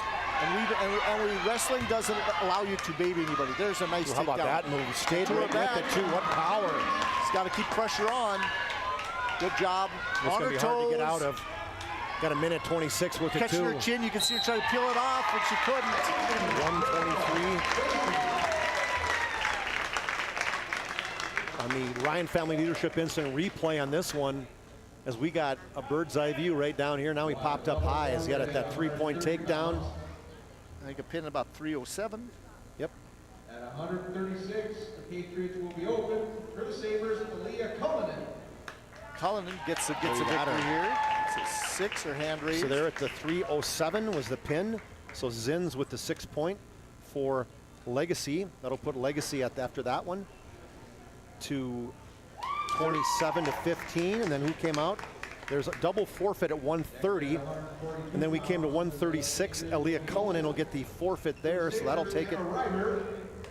That will take it to 33-15 for the Patriots. Then Hannah Ryberg will get a forfeit. That will move it to 39-15, and now we got one match left here. This is one of the ones you're talking about. Yep, they got Paige Spomer. They have a 38. I'm not sure. I think that. Nope, Tech fall. Yep. I thought it would be 39 too, but we got 38 on the scoreboard. That Tech fall was for 5. Did you write that down? Let's see, where am I at here? Oh, you're right. Good point. Good. I gave her 6 on that one. My bad. So 32-38. This is our last match. I wanted to see this one. Yeah, you mentioned that Spomer Senior has not wrestled yet. She's been injured. But I tell you what, just total different body formation. She was, kind of wide in the hips. She's thinned out a ton. We'll see if this makes her more aggressive. I tell you what, this. You see it already coming out, even in the tie-up as she's taken on Alicia Asong King, a freshman, 1-4 in the season. Was it Thunder? What was the earlier tournament that they played in up in. They were up in Turtle Mountain. Thunder on the Mountain. Yes, a brand new wrestling tournament. In fact, their wrestling coach, I helped promote it a little bit, get some stuff out there. He contacted me today, and I tell you what, he said, I'm going to send you a T-shirt. And I said, I can't wait. They have some of the best-looking graphics on their T-shirt. Turtle Mountain has had some strong wrestling teams and boys wrestling teams over the years. Well, Derek Dixon, they in fact named the gym after the wrestling coach and longtime music teacher. I thought that was pretty cool. So it's the Derek Dixon Gym. Oh, Sponer's got a chance to run her over. Oh man, just use that power walk right over the top. Looking for the pin here right early on. In fact, looking at the referee. There, and she got it in the Ryan Family Dealership Instant Replay. We'll check that out right at the 1 minute mark of the first period. Paige Spomer gets her first victory this season. There you see it right there as you see that power just drove her down and got the strength on top. A nice little duel. I wish we kind of had all the matches. There wouldn't be some opens, but I saw some really good wrestling.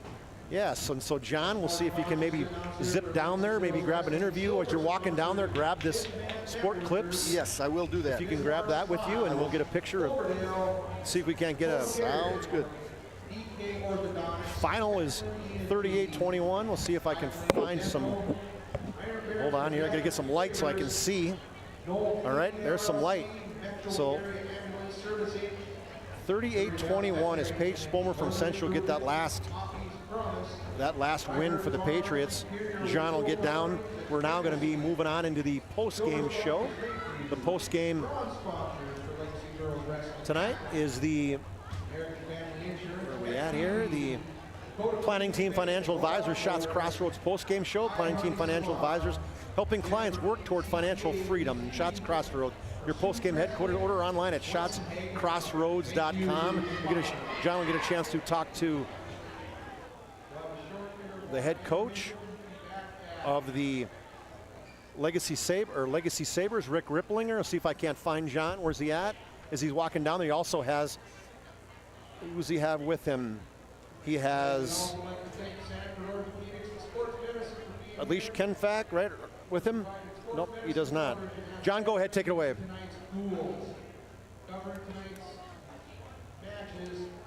He's not finding it. He's got to get his, he doesn't have his. We'll see if we can't get a hold of John.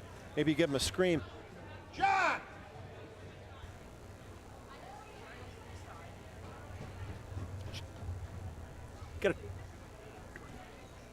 Got to tell him it's not on yet. Sorry, folks, we're in the post-game show. He's just got to turn it on. I think the mic's not on.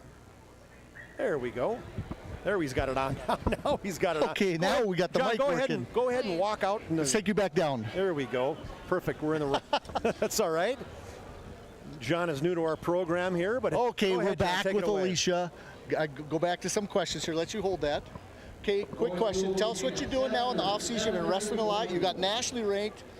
We're very proud of you. Tell us what you're doing to get there. Okay, so my team just been doing open mat, and I've been going to that. I've been trying to go to that every day, like for off season, and then to train for this preseason nationals down in Iowa that I went to, that I did place second at.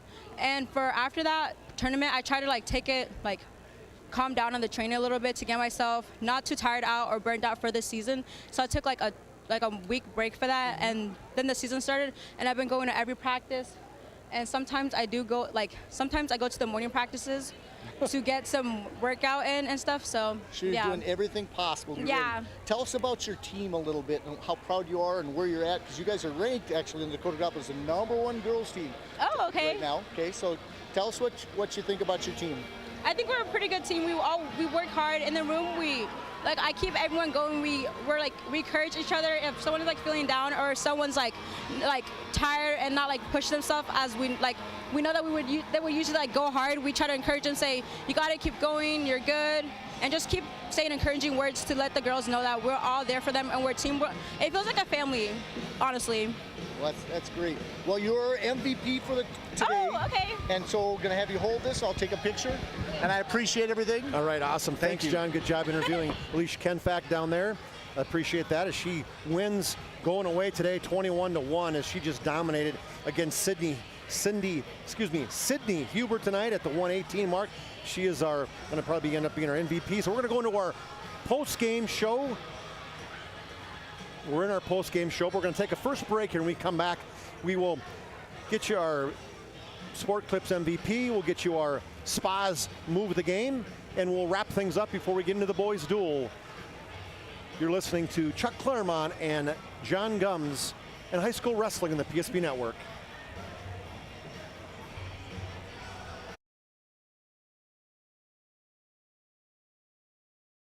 Brought to you by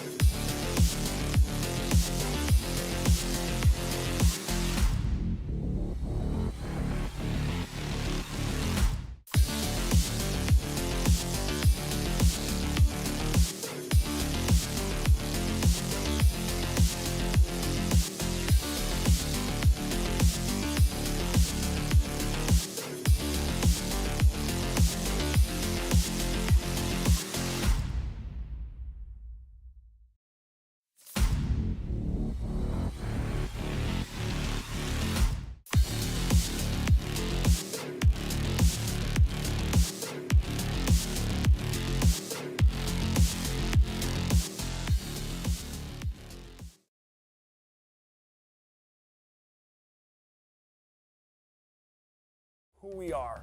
We still offer the best product at the best price with the same people.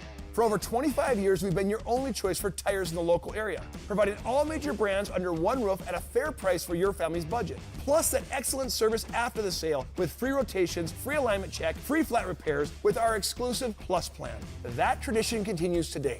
Looking for tires you can trust? Choose us. Trusted Tire and Auto. When it's time to choose your team, you want to pick the best. I pick Carson Wentz. I pick Hunter Lipke.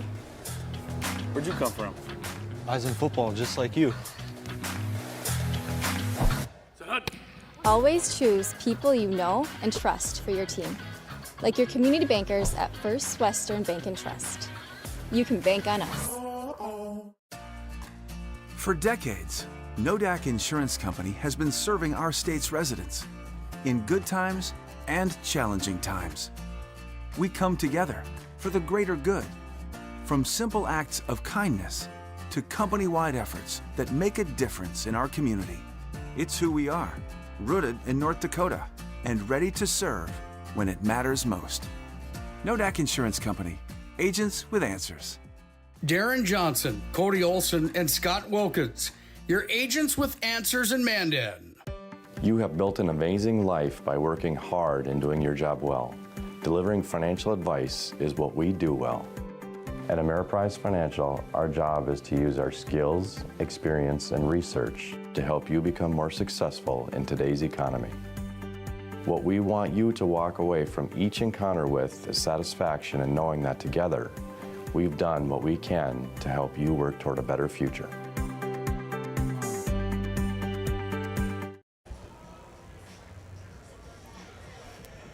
Back at Jim Hauser Gymnasium. We take that off so we can get our score bug. Take that one off as we're in the post game. The planning team financial advisors, excuse me, in Schatz Crossroads post game show. Whether you're looking for a full service financial plan or planning for farm or business succession, planning team financial advisors is here to help you work towards achieving your financial goals. Visit us online at planningteam.com. It's a good match. Today started at 155 and started out with Addie Genrich winning in a pin in 43 seconds, and Bernita Myers for Century came out, got a win 4-1. There was 9-0 Century. Then Savannah Garver came in a big pin for Legacy at 190. Morgan Harvey had a quick pin at 33 seconds, making it 15-6. Double forfeit at 100. Then we got Tequila Kanoa at 106. What a great match there. That ended up in a pin in the 229 mark. Moved it to 15-12. And then at 112, Celia Meniz, she ended up victorious in a good match tonight, 7-4, and tied it up at 15-5. Then it was Alicia Kennefack winning 21-1. That moved it to 21-15 for Legacy. Then Megan Zins won in a pin in the second period at 3:07 mark, made it 26-15. Couple open weights for both sides. And we get all the way down to Hannah Ryberg, Cullinan got a forfeit, Ryberg got a forfeit, then Spoomer in the last match. Spoomer, for Century, she won in 1 minute. That made it 38-21. That's our final, John, and as we take a look at the final of this match in the Planning Team Financial Advisors and Shots Crossroads post game, one thing to take a look at is our move of the game by Spas Etc. Spas Etc. Move of the game's family-owned business. Let's see if we can get that on there. Whoops, hold on here. Spas Etc. is excited to introduce the addition of the Master You want to Spas go to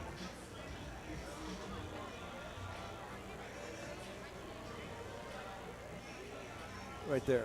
Move of the game. There we got her on our Spas Etc. Move of the game. There's a family-owned business with over 22 years of experience providing top-notch spa, hot tub, sauna, tanning bed sales, and installation services. We also offer an extensive selection of billiard tables and gazebos to the Bismarck, North Dakota area. Since our establishment in 2001, we've been committed to delivering exceptional customer service and building lasting relationships in our valued customers. Our Spas Etc. Move of the game, John, was by Keely Kanoa. There we go. We'll pop that one out here. And John, walk us through this. Well, Keely Kanoa here is just underneath, and you see her kind of just pull out and then catch an underhook. Go straight to the over. Basically, it's a whizzer to a half, and then you just see her power. She drives her straight over the top of her head into a pin. Flips her over. That is our Spas Etc. move of the game. Keely Kanoa, as she's victorious at the 106-pound weight class, pin at 229, and that brings us to our last award we got to give out tonight. It's our Sport Clips MVP, or our player of the match, wrestler of the match. Sport Clips brings you the MVP of this matchup. Sport Clips is the home of the MVP haircut experience. Nothing comes close to making you feel like an MVP, quite like the MVP experience at Sport Clips. Tonight's sports MVP is, John? Alicia Kenfack. Alicia Kenfack at 118. We'll pop that one on. Thank you, John, and here we go. Such a good young lady, and she's only getting better. She's working really hard.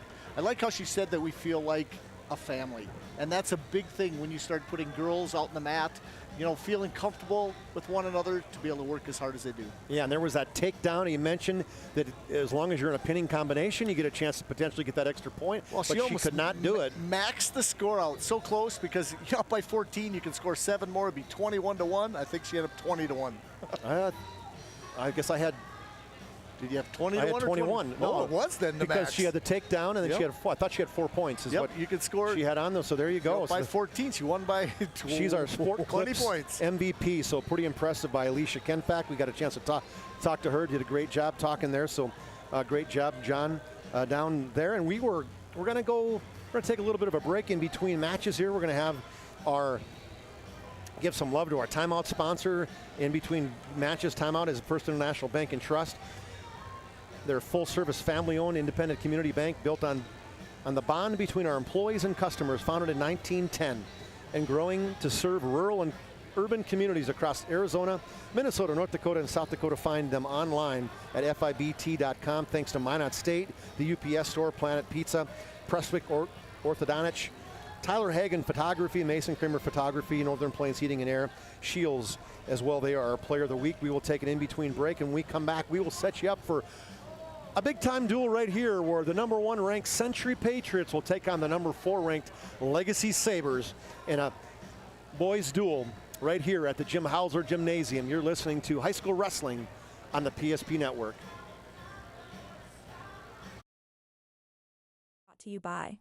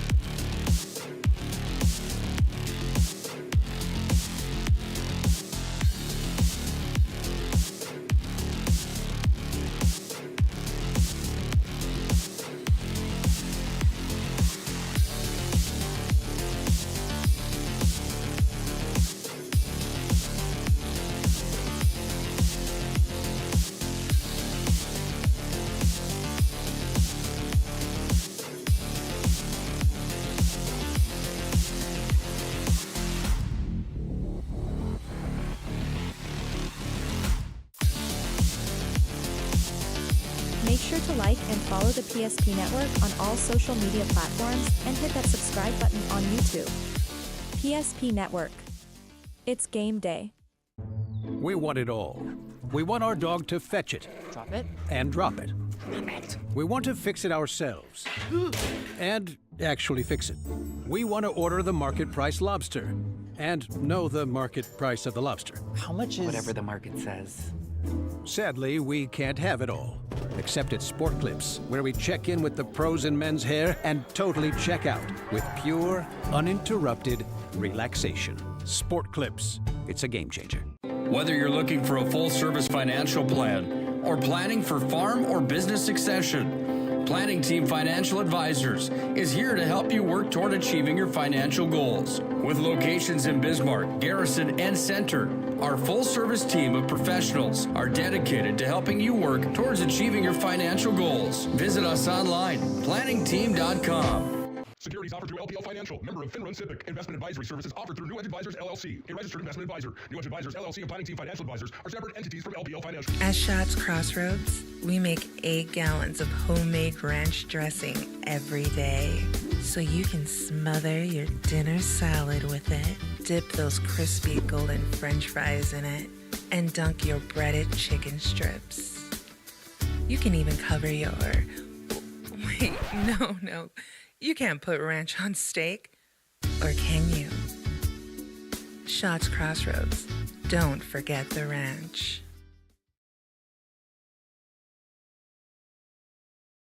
For your small business, the best bank for your business will offer competitive fees and so much more. At BNC National Bank, our team is proud to offer you a helpful, supportive, above and beyond banking relationship.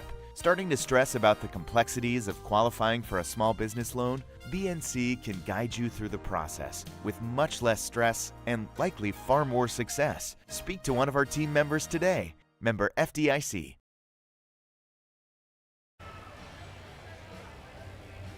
All right, welcome back to Jim Hauser Gymnasium. Chuck Claremont, John Gums, and John Haugen in the cameras for you as the the Legacy Sabre girls is victorious over Century 38-21. We are now on the boys' side where you got the scoreboard. You can tell the poll right there. You're not the poll, but you can take a look at this. The Patriots are 1-0 coming into this, their dual record, and Legacy is 1-1.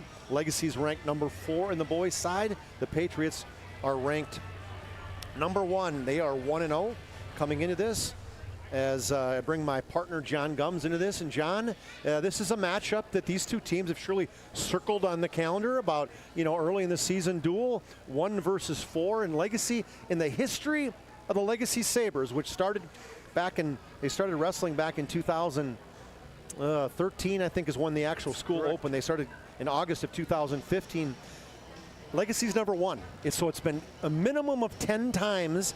I don't know what happened maybe in postseason duels with West Region or State, but Century has won a minimum of 10 times in a row, and they've won every time they've wrestled. So if you're a Sabre right now, you think you got a chance right here wrestling the Patriots? Well, I tell you what, we look at the matchups here, and there's going to be some movement. If Legacy wants to win this, they're going to have to shuffle a few things around or win that coin flip when it starts, because guys stepping on the mat first could make a difference in this duel.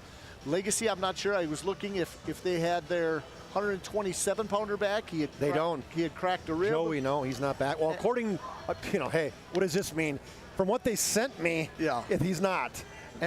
But that doesn't mean anything. I don't see him. Until I see the face-offs and he comes running out with a T-shirt on and tennis shoes, then I would know he's not wrestling.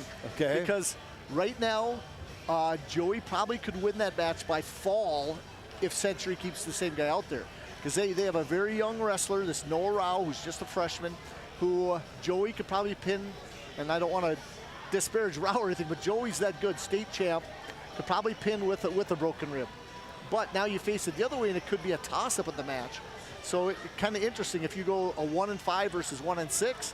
That might be one of the matches really to look at if Joey Ensminger does not wrestle tonight. Yeah, as you look at these two matchups with the Patriots winning their one duel of the season this year, and the Sabres splitting in their 2 duels of the season. When you look at these matchups, and right now, who knows where they're set up? I mean, they've got Harris And Sandness matching up Matthew Harris, Dylan Sandness of Legacy at 107. They got Tristan Martin, Blake Schneider at 114. Grady Iverson, this could be a big one. Iverson, a junior, at 121 against Nick Ensminger, for Legacy. That's one where I would think that Grady Iverson, if he had an opportunity, to bump away, but to move up to 27 and to balance the duel out 6'6", they might think about doing something like that. Sure, and Noah Rao for the Patriots, you mentioned him, a freshman. He's at 127. Kale Lamar, he's at 127 for Legacy. Then you move down to, this could be a battle here too. You got a freshman, Elijah Piatz, against Hunter Olson for Legacy. He's 5-3. That could be a real battle right there. I don't know if that's a toss-up or not. Yep. We'll talk more about that one. Yes, it is. And then we've got at 139, Carter Wild, a sophomore, against Tucker Schurmeister. That's Schurmeister 0-7 as a freshman. Wild is 6-2, so that could be lopsided potentially. Seamus Kukluk for the Patriots at 145. He's a sophomore. Brody Kramer, he's a sophomore for Legacy. He's 5-4. That could be a good match. Then you look at 152. I think they're starting at 152. So this is where they would start. Hunter Helgeson and Clark Thompson, two guys that wrestled well early in the season. Next matchup, Legacy at 150. Sean Peterschick and Mason Dukeshire potentially. Or excuse me, that's the same team. Right now they're saying Mason Dukeshire is going to be wrestling against Tyler Myers. And then at 172, let's see, they told me Callan Doctor for Legacy will be wrestling Braden Morris. Jack Mitchell they gave me originally, but they don't have him listed now in what they'd give me the second time. At 189, the Patriots have Ashton Zimney, a senior, against James Marks for the Sabres. And then, these last two, who knows how they could be, because Ole Taylor, man, this guy's just an absolute beast for the Patriots at 215, and Lincoln Lamar at 215 for Legacy, a junior, but wrestling well in the season at 7-2. And then another state champ, Darian Bitts, for the Patriots at senior at 285. He's 9-0. And speaking of Darian Bitts, I got a little shout out to one of my friends that Brent Barnick. He said he's down in Arizona, and his wife Emmy had surgery on Wednesday at Mayo, and they flew home tomorrow. So they turned in to watch her nephew Darian Bitts. So hey, Brent, we hope everything went well for Emmy, and appreciate you listening to us down in Arizona.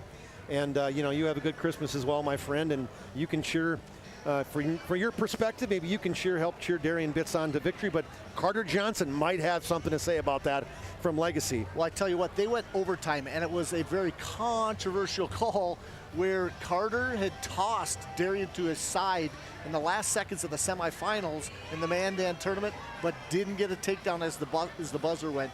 And then Darian ended up going into the finals.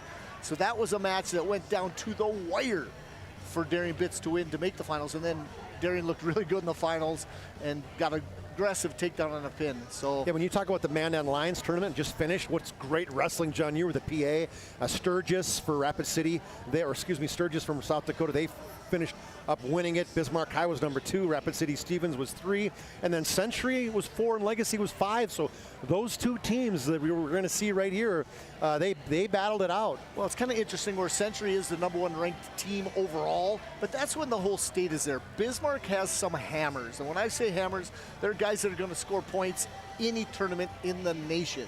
It doesn't care where they're going to go, they're going to put points on the board. Where if you spread out the state tournament and you have 14 weight classes, it kind of balances things out a little bit. So in a smaller tournament, Bismarck looks sometimes a lot better than you think. But, the tradition with the Demons, you can never put them out of anything. But this match, I tell you what, when I look, there are probably 4 matchups that are so key to this duel to who's going to win. That Ole Taylor, Lincoln Lamar. Lamar's at home. This is his house. And he's going to bring it as hard as he can. His dad is the ex-Century wrestling coach. And so he's the head wrestling coach, his dad. So he's going to be fired up for that match. But like I said, at heavyweight, that Darian Bitts and Carter Johnson, that is going to be very exciting because Carter Johnson has a little motor to him and actually is a big heavyweight, where Darian is a small heavyweight. He's about a 225, 230 heavyweight at most versus the 285. So you see this big difference. A couple other matches, Brody Kramer has really kind of looked good. He's really kind of improved as the years, over the last couple of years. And he's a guy that could catch a Seamus Kukluk in something. He's kind of a wild card for him. And then I also look at the Elijah Piatz, Hunter Olson. Hunter's another guy. I was impressed the way he wrestled this last weekend. The junior at times had just move after move, trying things, and that's where I really like when I see wrestlers, that they're attempting. They're trying to get better by trying their moves because they know that, guess what? How am I going to get better? It's not by sitting back and letting people take things to me and playing defense. Also, you know, what's interesting is I can mark victories for each team in certain places, but when I look, it kind of evens the whole deal out. So these main matches, a fall versus not getting pinned is going to make the difference in this duel. So fans, we are in the Valvoline Instant Oil Change pregame show, where Valvoline Instant Oil Change with locations Minot and Bismarck. Find us online at VIOC.com. We'll take a quick break and we'll come back. Then we'll talk, we'll kind of break you down about these two teams a little more, a little history about these two teams. We may or may not throw some love at John Gums and his history for the Patriots and how he's been involved in some of these state victories. But we will take a break. When we come back, we'll get you more of high school wrestling on the PSP Network.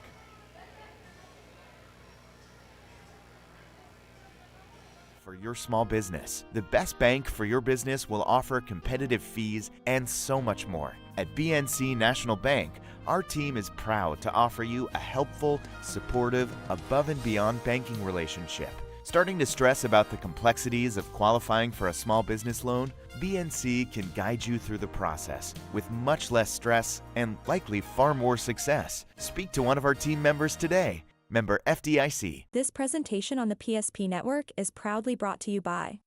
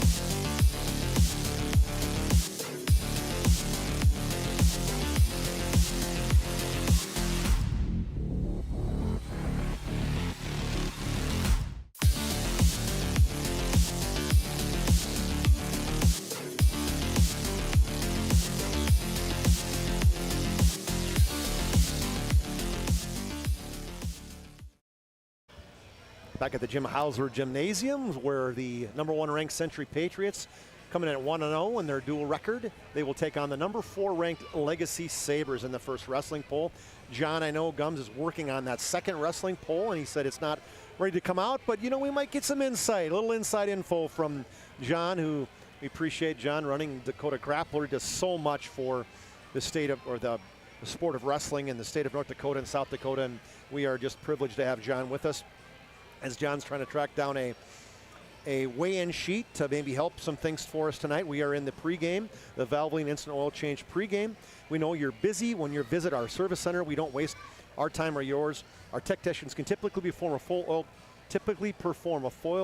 oil change service in about 15 minutes. Hey, slow down, right? Enunciate. On our BNC National Bank scoreboard in the first match tonight, or the first duel tonight, it was the Legacy Sabre girls victorious 38-21 over the Century Patriots. That's on the BNC National Bank scoreboard. Your life's busy. We make managing your money easy with locations in North Dakota and Arizona. Speaking of Arizona, I'd love to be in Arizona right now.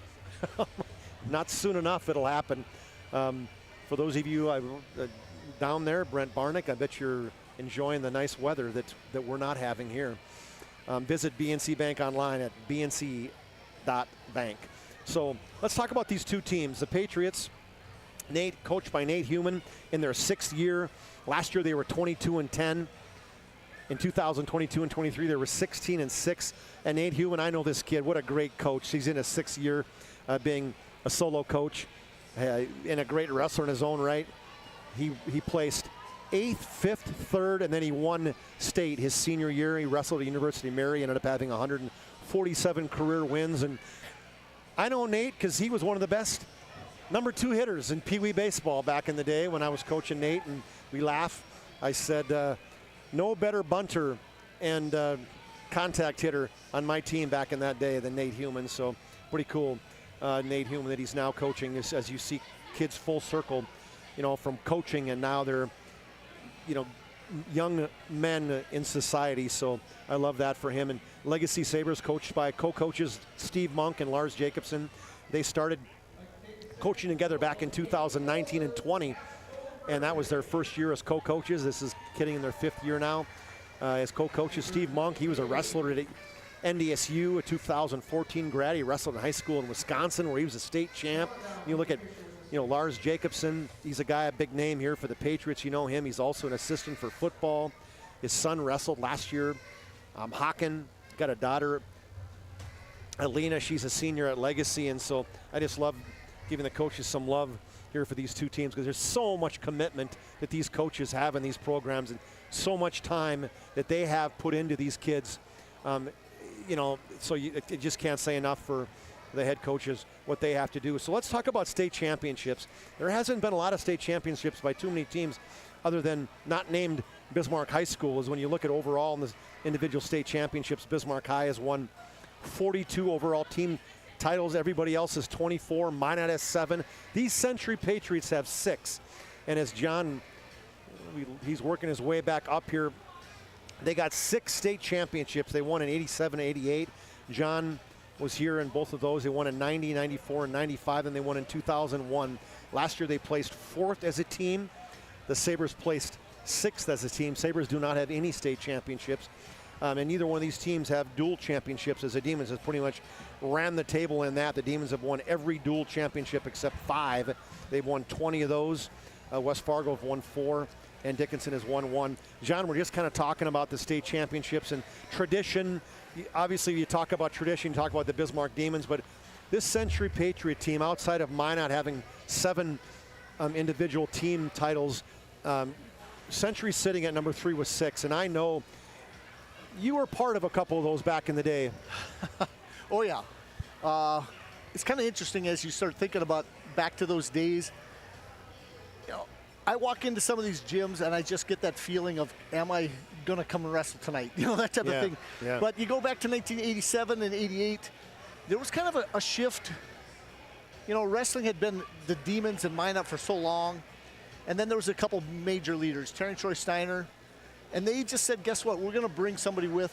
And they kind of grabbed me out of nowhere. And I'd wrestled a long time in Napoleon, but I moved to Bismarck, and they just basically took me under their wing when I walked in the Century door the first day there and said, you want to wrestle? And I said, every day? And they said, okay. And we did. And then it was not a part-time thing. It was in the fall, and we just took it to another level. And Century then carried it over and won several state championships over the next 10 years. And that's kind of their bread and butter. And them now, they've got a great opportunity this year to do something special. They haven't won a state championship for a lot of years. 2001. Yep, so for over 20 years, almost 20, man, it's gonna be 24 years already this year. So they're due in a lot of sense, so they have a lot of work to do. They've got talent, they've got all the ability, but guess what? This is one of their opportunities with this duel tonight to show that they belong on top in the state. And Sabres, as we mentioned, they opened the high school back in 2015. The first year of wrestling was 2014 and 15. And while they haven't had any state championships, they have had some success along the way, and plenty of state champs. For that matter, last year they were 6th in the individual team competition. They did not qualify for the duels, but it's a team, as I talked about when you were downstairs. Coached by Steve Monk and Lars Jacobson, and they've done just a tremendous job in this program over the last 6+ years. And they're doing it the right way. They're building it from the youth program all the way up. They've got, you're going to notice some of these young kids, when they separated out the middle schools here in Bismarck, so that Legacy had their own, and they get to be Simley. Simley was a demon school forever. So them getting a middle school basically is a feeder program. They start putting their coaches into that system. And then the Demons, they get the Walker Middle School, and you've got Bismarck Century, of course, they get the Horizon. So it's this idea of pooling your resources around you and building it up.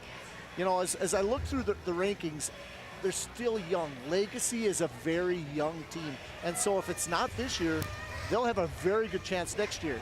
You know, this is probably, out of the last 10 years, the closest that the state will be in the top 5. So you need those guys that are going to be the 6th, 7th, 8th placers in state to put up some points and make that more margin different. You're going to see Bismarck High, Century, Legacy, and Fargo, basically Shanley and Davies, be right in the mix. All 5 of those teams. It might Fargo be Shanley or West Fargo Cheyenne? Cheyenne. Okay. Yeah, but I didn't mean Shanley. Yeah. Well, Shanley is with Cheyenne, actually. Okay. Or with Davies. They're actually with Davies. They're a block away from one another, actually. Yep. But Cheyenne, that program, until we have Horace, has their own wrestling team. They have a huge area and a ton of wrestlers. 53 kids they had in their wrestling room. And that was just last week. My son is helping coach at Valley City State.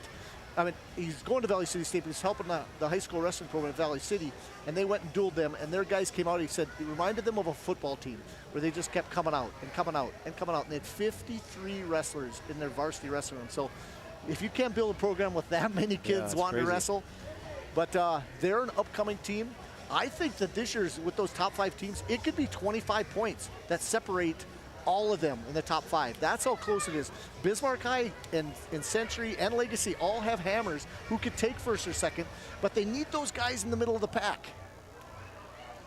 There we go as the lights go down. And I burnt out most of the battery in my phone. I don't use the light very often. It's going. Well, we can see if we can't find you a charging cord. I think actually I might have to dig in my bag, but yeah. So we take a look at these as these teams are kind of warming up and getting ready. And you know, one thing I was looking down the list. You mentioned Legacy. They are not a senior-dominated team. They have one senior that I'm looking at in my list here, Gavin Gwynn. Outside of that, it's juniors, it's freshmen, it's just like some young underclassmen. So you mentioned a couple opportunities for them. And then you look at Century. They have a lot of seniors. They've got Burkhardt and Ole Taylor and let's see, Tristan Martin. So I wouldn't say that a lot, but when all it takes is one guy and Ole Taylor when you got a dude that pretty much you walk out there. Last year, 47-2 as a junior. The year before that, he won state at 195, and he's just an absolute beast. He's one of those kids. He's an all-state football kid.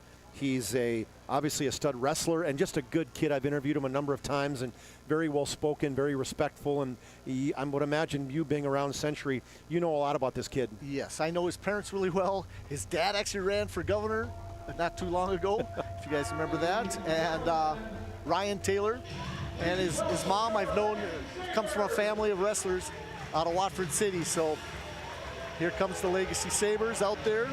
But when you look at the Century team, like I said just a second ago, they all have their hammers. It's finding those guys that are going to take that 3rd to 8th place. Those are the guys that the coaches have to build on. That means every day in the room, the good wrestlers, your hammers are going to do whatever you say. That's not a problem. It's those guys in the middle you got to bring along. And you kind of, I don't want to say baby, but you have to basically push them into being with the best kids in the room every day so that they can get better. You have to get in there and say, guess what, we got 8 to 10 weeks to see if you can make history for your team. So if we had to highlight one wrestler on the Legacy Sabre side, it would be the twins, right? Joey and Nicholas Ensminger. But ultimately, this Nicholas Ensminger, state champ as a sophomore, 53-0. Freshman, he was first at 106. And you know, you look at these twins, and especially this Nicholas, where he's a guy, 3rd time in the 30 pin club. I mean, 40 pins as a freshman, as an 8th grader, 34, then 32. I mean, he is just an absolute beast. Yeah, I mean, he can pin anybody from any position. He's nationally ranked. He's been as high as number 9. He made the big board. He ended up being 98 on the big board. Well, the big board in college is the premier place. This is where the colleges at the D1 level gather wrestlers, and I think they're doing their military appreciation. That's what we're doing right now too. But Nick is just a special breed. I've known him since he's just a little kid, and he's one of these that just does everything right. I don't know if they're doing another national anthem. I don't think so, John. I'm not sure what they're doing. Doesn't appear to me. They're waiting for Century to maybe come out? Yep, I think they're just waiting on Century to come out. So they're going to play a little music. Century disappeared, and they're doing probably sprints in the hallway.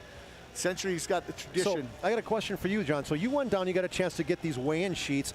Taking a look at the weigh-in sheets, what are you seeing as some possible opportunities for some moving around and making some matchup issues potentially? Well, one of the major matchup issues is the fact that there are some 2 or 3 weak weight classes where Century or Legacy, based on the coin flip, can move to balance something out. For example, Nick Ensminger should get a fall against anybody possible. Well, what's interesting is Century has one of the main wrestlers. They have a number 5 ranked Grady Iverson versus Nick Ensminger. Well, that's an opportunity which Century has somebody that they weighed in that could go against Nick and get pinned, and then they could bump up and face a weaker competition. So thanks, Coach. And thanks, Coach. Let me throw me in. I'll take it for the team. Yes, and basically take it for the team. And then he's going up. Since Joey isn't here, Joey Ensminger, 27, unless I'm looking down there. If he showed up, that'd be a huge cheer. And he'd have to weigh in, though. Did he weigh in? Oh, that's a great question. Okay, over here, Joey Ensminger. He did not. Nick, he did not weigh in. So then you don't have to worry about him. Don't have to worry about that. But that would be the switch in the duel where you're giving up 6 by throwing somebody out there and then taking 6 back. Okay, they're starting the duel at 152. So they're going to do face-offs, and you can never guarantee when some of these. Yeah, this doesn't mean anything other than meaning guys that they initially have set up to wrestle. And here's what's interesting. I've got the weigh-in sheets beside me. Some of these people do kind of an interesting. Bismarck Century, you're supposed to designate your 17 wrestlers for a duel. They weighed everybody in. And so I don't know if they wrestled, and they changed the rule a couple years ago. You can wrestle a JV match and still wrestle in the varsity duel, which you couldn't do in the past, but they changed that rule. And so when you got 25 guys in front of you, you can't tell exactly what their strategy might be. So other than knowing guys that weighed in, it looks like some of them didn't potentially make it. I see, well, Lamar made it. Jackson Logan did not make it, right? Correct. So there's some guys that didn't make potential weight here. I see at James, wait a minute, 189, Marks. So he did not make it. Well, 186, I think that's supposed to be. Oh, that's 8? Oh, I got you. Thank you. I thought it was 196. So obviously that would be a big change to not make that weight. But really, there's not going to be any movement at 89, 215, and heavyweight. There really isn't, because those are premier matchups. Marks is favored heavily at 189. And so he's going to stay there. 215 and heavyweight will stay. The biggest changes will be in the lower half of the weight classes.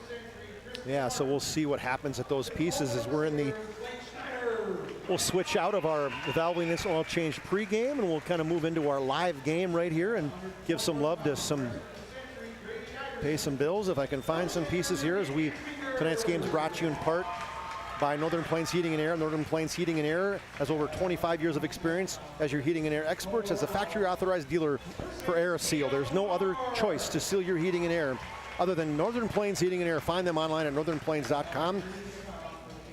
Press Switch Orthodontics. They specialize in braces and Invisalign for all ages. They offer 0% financing and free consultations, virtual or in office. Enjoy professional treatment in a fun, relaxed atmosphere. Check them out at minotbraces.com. So, John, we take a look at this here. Give me John Gumm's keys to the match. Okay, if I had keys to this match, is keeping these wrestlers off their backs for Legacy, because they can win this duel tonight against the #1 team in the state by not getting pinned. You know, wrestling aggressive, yes, but guess what? They know who their best wrestlers are, and Century's looking for the fall. Other key things is to get out early, score these points, because we're starting at 155. We're not getting those. Most of the studs of the Legacy team, besides 189, are in the lower part of the weight class. So Century needs to get this duel and get out in front. All right. So now we'll come out here, John, and talk us through what we got. Well, we got a couple team captains coming out who are going to take the coin flip. Looks like we got, looks like Nick Ensminger facing against the 2 big boys, Ole Taylor and, got a couple of people, Grady Iverson. So pretty much putting their team captains. Looks like Lamar out there, Lincoln Lamar. And, of course, Wyatt's going to read him the Wyatt Act. The Wyatt Act. Oh, wow. Boom, boom. Listen to you. Yeah, and John, you'll be here all week? He's basically saying, guess what? We're here for sportsmanship. Let's wrestle hard, but let's do it all the right way. The official? We got is this the same official? No? Yes, it is. It is, okay. And he says red won the flip. Okay. So that looks like Century won the flip, so they get to call even odds or evens, and I don't know. Century won the even matches. So even as in 2, 4, 6, 8? Correct. Who do we appreciate? Kind of one of those things? Okay. And that means that they actually then get to decide who goes out on the mat first at the even weight classes. So what happens is they have to step on the mat first, but the other team then has to in the odds. Means basically then they have to step out first. So in the very first match, of course, Legacy brings out their wrestler 152 first here. Clark Thompson, a junior. 7-3 in the season. Clark Thompson, last year 22-5 as a sophomore, 5th at 145. State qualifier as a freshman at 145. You got him ranked number 3 in the coaches poll at 152, John. Well, so I tell you what, he's down to number 5. You moved him down. Oh, it is not. This is. I told you, folks. Well, here's what's early returns potentially in John Gumm's. Well, I was doing the rankings. I was going to put them out today, and it looks like Century is putting out. How much time do you have to put a guy out? Well, what's interesting, it's usually until the referee hurries them. You usually got a couple minutes. You can basically huddle up over there and throw somebody else. So it looks like they're giving up this match. Darren Anderson, who I know nothing about. Okay, looks like. Let me take a look at my. I don't even have them listed. Yeah. Here's what's interesting. So okay, hold they're on throwing here. out a JV wrestler here. So I've got. So this is. I'm going to go to my weigh-ins here. Theron Anderson, a freshman. Theron Anderson. There's so Theron. 152. And so Hunter Helgeson is not the guy. It's Theron Anderson. That's who we had originally listed. And it looks like he weighed in at 142. So he can move up. Yep, he's perfectly fine to move up a weight class. All right, so here we go. We are underway. So he just takes it easy on him. They're pretty much moving things around here because that would then move and a quick fall. Whoa, 12, holy cow. 12 seconds, not even time to analyze. He just took him down easy. Well, I think we got the Ryan Family Dealership instant replay, though. Let's see if we can get that. Yeah, we got him in a little half. Got him over. Not even that, just crushed him over. Just jeez, there we go. Yep, just At a little what time half. was that? I thought it was in 12 seconds. I did catch that. I didn't catch a lot of the pins in the girls' competition. So 12-second pin. So Legacy will take a 6-0 lead. Oops, put that the other way. So this is kind of interesting. That's going to move, instead of Tyler Myers, who was going to wrestle out there, now this is moving up Hunter Helgeson. Okay, so Hunter Helgeson, a junior, 5-3 in the season. Will wrestle, is it Mason Duxer, right? Yep. Mason Duxer, a freshman. He's well, this is going to kind of 1-0. Like I mentioned, a switching of points here. Now, Century did this to try to get 6-6 instead of trying to get a matchup where they have two very good wrestlers and maybe lose a match, and it'd be a difference of probably could be a 9-0 swing versus 6-6. Well, I tell you what, I was impressed this last weekend with Hunter Helgeson. He had a couple really good matches. In fact, he beat a kid from South Border, which was a state placer, so that was huge. And he actually moved up, and Hunter Helgeson. He was 8th at the Little Man Down Lions tournament. He was 4-3. Yep. And so nice little shot there, sprawl out of bounds. Mason Duxer did not wrestle in the Man Down Lions tournament. So a little nerves here because he's got a little bit of weight on him. There's a low single, good shot. Inside, covers the body, and that's going to get a takedown. There's the back, sticks through. He does hook it. Is he giving him it, or is he giving him back? Not giving it yet, but he's still got a hold of that leg. There he hooks the Turk. Now he's trying to get the bottom shoulder and pry it. If you had a camera angle from the other side, you see him pry this, and he's going to get back points. He's looking for it. He's got to lift basically that hooked ankle back there. It's called a Turk. Now he goes to this front head, trying to go back into get a pinning combination. He's got it pretty tight. Century crowd's getting up. Coaches are on the edge of the mat. Helgeson trying to tie this duel up. 28 seconds left in this first period, so you got time. This was the idea that Century wanted. They needed, now I mentioned Legacy also cannot get pinned in these things. Got 17 seconds to see if he can't keep that shoulder off the mat. It's that right shoulder. He's got to hook the legs, and he rolls through, and he's got Helgeson in trouble if he wants. Has to bail. Makes it 7-2 all of a sudden on the reversal. Just got a little high. There we go. 4-point near fall for Myers, and then it was a 2-point reversal. For Helgeson, yep.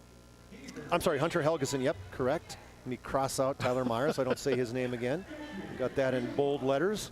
Well, they have a lot of confidence. This Hunter Helgeson, like I said, beat Cole Stock, which is a state placer. I think he took about 5th for South Border last year in a great match, and I watched it right in front of me at the Man Dead Lines. I'm going, boy, this Hunter is really stepping it up. So Helgeson's on top as Legacy's in the white and black wrestling tights. And so he ended up being basically my 11th wrestler. He basically got really close to the rankings, and he was the one guy out of the rankings, so he was right there. Well, now he's moving up, and this, of course, is a non-ranked wrestler. He's got that arm pinned. Nope, he does not. And he's trying to get a turn. He's got basically taking a wrist behind him. He's got to get a breakdown. He's really high again. Dukes are trying to get up, trying to get to that base. He's 1-0 as a freshman, has not lost. Just wrestled once in the duel for Legacy. And so he's trying now control the hips a little bit. He's got to get a little bit deeper back on the waist so he can take it back, and he's trying to get a roll. He's been riding this entire. Trying to step back over both ways. Oh, almost catches him. Gives him an escape. Could be a reversal, right? Into a front head. Escape, nope, just an escape, yep. So it's escape, so now 7-3. He's got him in a Helgeson leads. Very tight front head. He's got his head in the right position in the hole. He says, drag it off. I can hear the Century coach, Nate Hooman. There he gets there, he gets his head out, and now he needs to do a little, what we call a pry here. A belly whizzer, no catches now the ankle. Can he come back around to get the takedown? There's 3. Now makes it 10-3. Yeah, 3 for Helgeson. I tell you what, anything but a pin here is a victory in the sense for Legacy, because Legacy got 6 in the last match. If they can come up with a win, that'd be crazy good for Legacy to start off this duel. Helgeson, we mentioned, is a junior at 5-3. Normally a 152-pounder wrestling up. If you blinked, Clark Thompson had a 12-second pin on Theron Anderson to start it off at 152. Well, on the bottom, Duscher's catching a wrist and trying a little, what we call Peterson rolls, and he's trying to catch him off balance and get him high. There's a pretty good period there. So we're going to the third period, 10-3. Get a takedown the first period. Was Helgeson had a takedown on a 4-point near fall. Helgeson is picking down. He wants to get at least a major. Coaches are thinking, guess what? Score 1, you're going to be up by 8. Oh, throws the legs in. Can he catch him? Nope. He's got just digging a hard chop. How hard can you chop on that one? I was reading on your Facebook page about the crossface. How hard can he hit the crossface? Yep. Well, I saw it a couple times over the week. Oh, nice. Going to be a double. He's got to get his hips back. And it was a great little video because it's right in front of me. And, you know, it's some of those moves like a chop. You can do it pretty hard as long as you're not doing the big swing. Yep. It's the same thing as the kind of the punch almost across the face. There it is. He's up. Oh, he's trying to catch under. There's a takedown. Takedown for Helgeson. Now he's up by 11. Hard cut. So the hard cut is basically what they call pushing them down on the head, trying to get them discouraged, keep their head down so he can fake and shoot again. So 14-4. Oh, he shot in. Can he basically tried to spin behind. Drops down to a single, trying to get this takedown. He's up 14-4, so he's up 10. Yeah, and we got 57 seconds in the match. Now he's up 13. He wants to cut him again to try to get the tech here. 17, got another takedown. Yep. Cut him. 17-5, a takedown here would be a tech. So all he has to do is sprawl back, peel an elbow. And Century feels very happy with a tech here if they can't get the fall here. Tech would be 5. Yep. And there's a tech right there. 20-5. Yep, that's the match. Yeah, I see. You should stop that one there. It was okay. Yep, so tech fall in 5 minutes and looked like about 29 seconds. 29, so that'll be a 5-point tech fall for Hunter Helgeson. Well, that is now a 1-point advantage for Legacy. 6-5, Legacy leads 6-5. Now they go into match number 3. And I believe, yeah, so 3, so it'll be Legacy has to put somebody out first. They originally had a guy, Callan Doctor. So now they got, I don't know who they did. Let's see who they. Yep, Kellen Doctor's coming out. And that is Ashton Zimney, is it? Nope, that is not Zimney. Trevor Chapman, did he say? Nope, this is, oops, I'm looking at the wrong one. Yeah, we're at 172. Yep, this is their normal wrestler for Bismarck Century, Braden Morris. He took 4th in state last year. And I'm sorry, Braden Morris, yes, we look at 172. It's so Callan Doctor for Legacy and Braden Morris, a junior, at 7-2. Yep, Braden Morris is ranked 4th in the upcoming poll. It comes out Monday, and it could change over the weekend. Yeah, 4th as a sophomore, 4th as a freshman. He was 5th. Yep.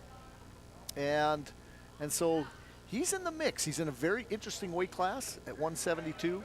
He's got him right away. Snapped him down right into a cradle.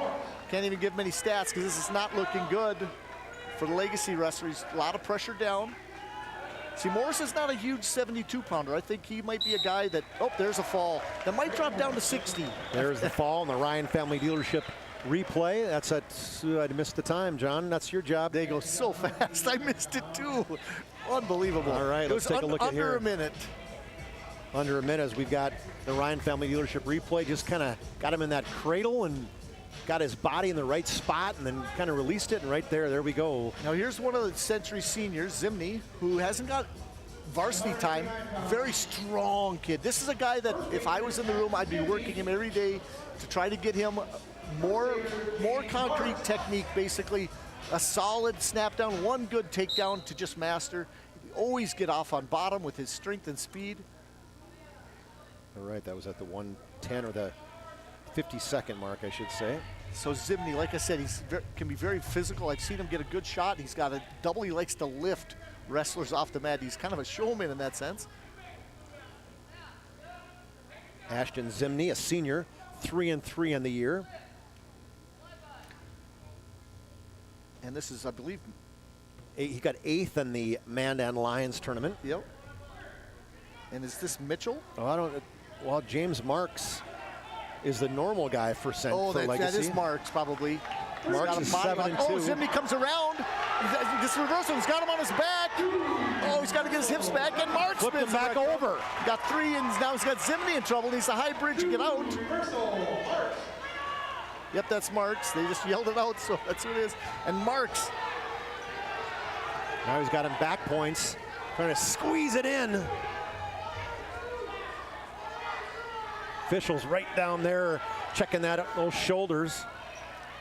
And Marks is going to be ranked probably about 4th in the state at 189. There we go, 45 seconds, so 1:15 of the first period. James Marks with the pin. Here it is in the Ryan Family Dealership replay. Wow, I tell you what, that was exciting for a bit. Zimney actually high bridged first and got him to his back, but Marks recovered and put him away. There we go. We'll go back to live game here. Yeah, now here comes Ole Taylor and Lincoln Lamar. So that was big. So that was now it's 12-11 lead as Legacy pops back. This is not. Who's coming out here? This is not Ole Taylor. Is he hurt or something?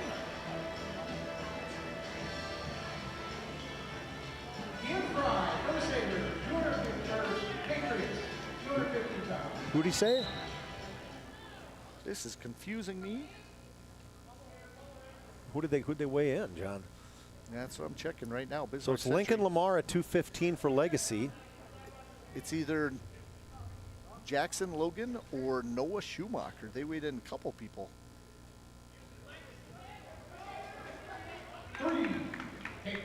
I wonder if somebody's hurt. No, I don't see. So Lamar gets a takedown. I don't see Taylor warming up. That is a That's major huge. surprise. John, I'm going to have you use your intuition to figure it out. I'm looking here. I'm going to have to keep going. Would they show it on your wrestling? Oh, here we go. Tristan Mobley, maybe. Ole Taylor did weigh in. I'll have to look. There's on a pin right there. There it is in 58 seconds. That surprises me. 58 seconds, Ryan Family Dealership replay. Yep. At the 58-second mark. Whoever it was, Lincoln Lamar pinned him. We'll see if we can't track that down. I will track that down. 58-second pin. You make commentary in the big heavyweights here. This is the big semifinal match. All right, so we'll go live find out on that one. So now that makes it 18-11. What a big change of events right there. So Darian Bitts and Carter Johnson. Bitts for Century, 9-0, state champ last year. Football player for the Patriots, Carter Johnson, 5-3 for the Sabres. Last year, Carter Johnson was 34-21 as a sophomore, 7th at the heavyweight, or 285. Well, that was Kean Fry who wrestled there for Century. Kean Fry, okay. Yep.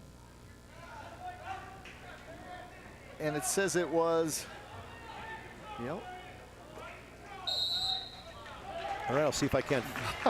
Kean Fry on here. Where's, Kean Fry is a sophomore. He actually, Let's take another look here, because let's take another peek. Keep going here. We're just in the first period, 124.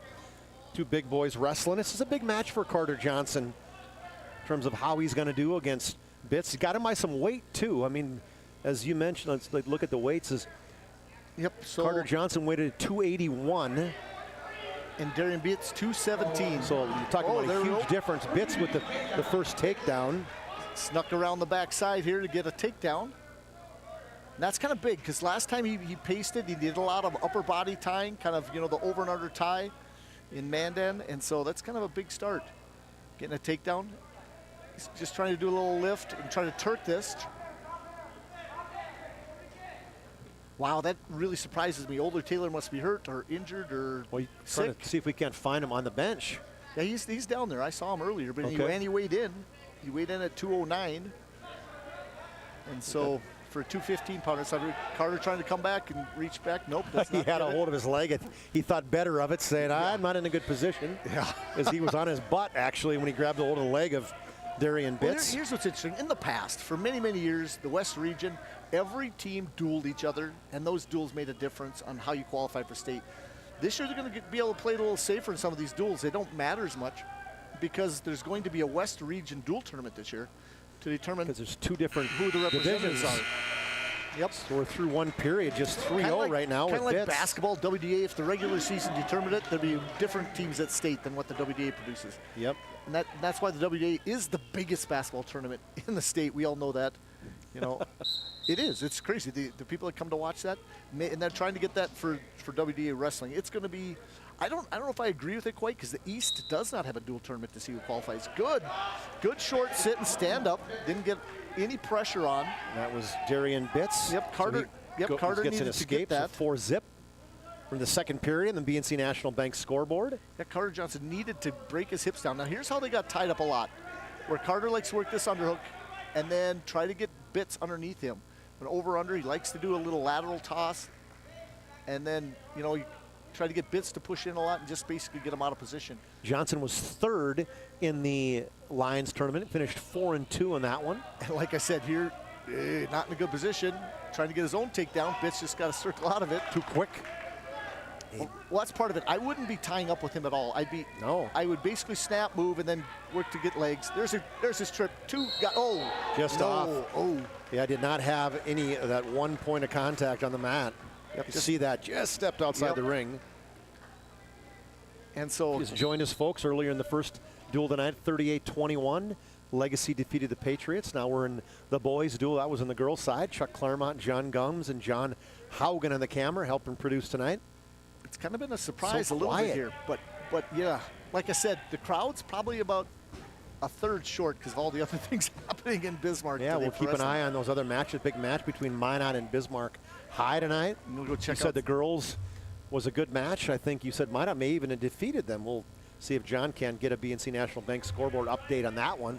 Yes. As these two big boys are still going at it, 4-0 in the second period, 30 seconds left here in this one as Darian Bitts, the senior, undefeated at 9-0, state champ last year, taking on Carter Johnson, the junior. Well, again, there's a better job. There's what Darian Bitts needs to do. He does not need to tie. Watch Carter's backing out. He's going to be warned for stalling.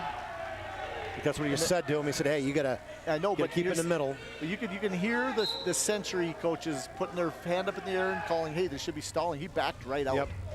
The official talked to him right there. But now here's Carter's best position. Underhook, head position. Again, you got to teach Bitts to stay inside. Do not let him get underhooks. There it is. First 2 periods are gone. End of 2 periods, 4-0 right now. Yep. Team scores 18-11 Legacy. So when you look through the matches ongoing here, who are you giving the favor to, John? As a former Patriot, are you a little bit nervous? Well, I am. Legacy has never defeated the Patriots in the history of their duel. Carter Johnson, he's way out of position here. Way out of position. Not looking good for him, as Darian needs to get a pin for Century to really stay in this duel, because that last match you would expect Ole Taylor, the state champ, to get a victory, and he did not wrestle. So for Century to find a way to win this. And there's a fall. There's a fall. But Carter put himself in a bad position. I don't know what he was doing there, trying to throw his leg over the top. Bitts capitalized. We'll get this Ryan Family Dealership replay. Is you're right, bad position, bad move by Carter Johnson. It gets Bitts in his strength. Just showed it as he kept the big boy Carter Johnson down, squeezed it in from that top position. And there it is. There's the pin. Dylan Sadness checks in. I got Dylan Sadness ranked 3 at 107. So 427 on that match. That was a pin for Darian Bitts. Cuts that lead to 18-17. And now we move into the 107 mark. Sadness checks in first. He's a junior at 5-3 last year.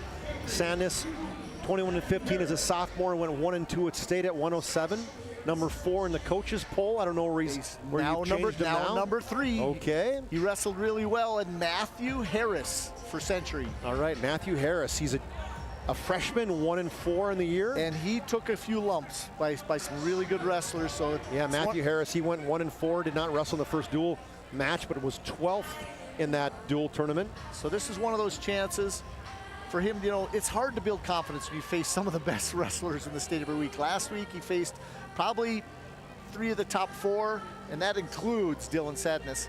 And if I look back, I think Dylan Sadness probably pinned him last weekend. So this is advantage for the Sabres. It's 17-17 the duel, so. As Sadness wrestled they had it at 18-11. What did they change? What did I... Yeah, it was 18-11, and Century got a pin at heavyweight. Is that right? So it should be 18-17, should it not? We got 3 pins. Legacy has... Thompson has a pin. Marks has a pin. I don't know why, unless something happened where they lost the point. Let me look at this close enough. Oh, Sadness with a quick flip over to his back. Harris in trouble. Trying to get a fall early here in the first period. Under a minute. This is one where you got to battle. You got to bit your arm through there, Harris. Matthew Harris has got to punch his arm through that. There it is. 49-second of the first period on this Ryan Family Dealership replay. Dylan Sadness moves to 6-3 as he defeats Matthew Harris. Oh, now this is one of the toss-up matches here. We got two wrestlers who could be very close. If it's Tristan Martin, Blake Schneider, who comes out. There it is. Ryan Family Leadership replay right there is a pin for Dylan Sadness. Moves to 6-3 in the season. And moves it to 23. It is Blake Schneider, the freshman. To 17. I'm going to check this out. So it was Thompson won 6-0. Helgeson pinned. So for some reason, I don't think Legacy lost a point for some no, it was reason. 6-5 because it was 6-5, then a pin. 11-6. I'll figure it out here. Let's see what Tristan Martin does. Now this is a very even matchup. Both these wrestlers don't have a lot of wins. And so we have Tristan Martin, a senior at 2-5, and Blake Schneider, right? No, yep. Tristan, the benefit he has is he wrestled a full season on varsity last year. Now, did not get a lot of wins, but he is a senior, so he's got an opportunity here to help Century out. Tristan Martin last year. Oh, had a chance to score there. A little shock. Martin with a long shot. He's got to shorten that distance up. He's going to shoot. He's really long. So there's an opportunity to get that first takedown, but Martin's got to catch that elbow and get back up to his feet. Schneider then gets this single. Can he finish it on the mat? Oh, stepped out. No, he did not finish. Just couldn't. It's almost like a college football player where you catch it, you got to drag that right leg in, right, to get the takedown, but he did not get it. Yeah. See the turf pebbles hop up, you know. So again, I like listening to the coaches. We're a long ways away, but I can just hear different things. You know, the coaching as it goes. Inside tie. Things that I preach, and he's trying to keep his wrestler in the match. Inside, because then you have control. A guy has a hard time shooting through you. And Martin's going to get called for stalling here if he backs out like that. He's warning, he's telling him right now, hey, stay in the mat. Already, you know, getting down, no points here. Time just evaporates in some of these matches. Yeah, no doubt. Confidence back to that single again. Martin trying to whizzer down, trying to go right to that cradle. Still no control. Martin going to stand back up. Still nothing with the whizzer. Pressure in, trying to push him straight over. Tell you what, sometimes you can score either way. Now he's got to catch his own wrist and pull him right underneath. Short time, down to 5 seconds. Oh, he did get it to him. He's got the full whizzer. Oh, no control. So Tristan Martin and Blake Schneider. Schneider got the takedown. Yes, I tell you what, a little frustrating there for the coach. He fell to his hip, but he still has to secure the takedown, come over the top. But nothing there. So here's what I'm going to, let me go through. So Clark Thompson won in a pin, 12 seconds at 6-0. And then Hunter Helgeson won in a major decision or technical fall. So it was 6-5 Legacy. And then Braden Morris had a pin and made it 11-6. Marks had a pin, making it 12-11. Lincoln Lamar had a pin, making it 18-11. And then Carter Johnson or Darian Bitts had a pin, making it 18-17. So well, they have an unsportsmanlike in the mentions here and here. Somebody chucked the headgear. Oh, so that was by Legacy. Doesn't say by who. Somebody from Legacy. 1 foot in, another takedown. Well, let's keep an eye on that one because that could be huge. Well, if it would end up in a tie, if you have an unsportsmanlike, you automatically lose the duel. No other criteria comes about. So they gave a 3-point takedown for Blake Schneider. So but now like he's I mentioned, up 6-0. this Blake Schneider's got confidence right now. Looking good, low blood time. Just 1-6 as a freshman, taking on the senior 2-5. So this would be big. I don't know who you would have, you know, maybe the senior would have given him maybe an advantage coming into this match. I marked this as one of my 4 toss-ups, but this is one of those matches. They already switched around one of the other toss-ups. But Tristan Martin, he's the senior. Right now, the coach is telling him what to do on the mat. Get it done.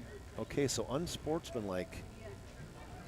And it was after the Carter Johnson match. So I'm guessing Carter Johnson or something chucked his headgear, or I don't know who. They didn't say who. Well, that was the match it happened after. Okay. Where the point all of a sudden disappeared. Because it was 17-17 after that match. Okay. And it should have been. We missed it. Yeah, we looked down. I didn't see the head toss. I'm having the hardest time. I've got a light actually that fits on my computer, and I'm gonna have to bring. There you go. Now you got a light. We got your computer light. John, come on. Yeah, exactly. I'm trying to manage. Oh, that's okay.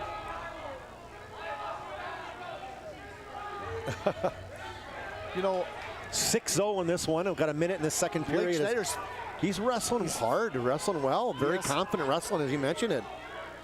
Coaches are trying to get him to work this.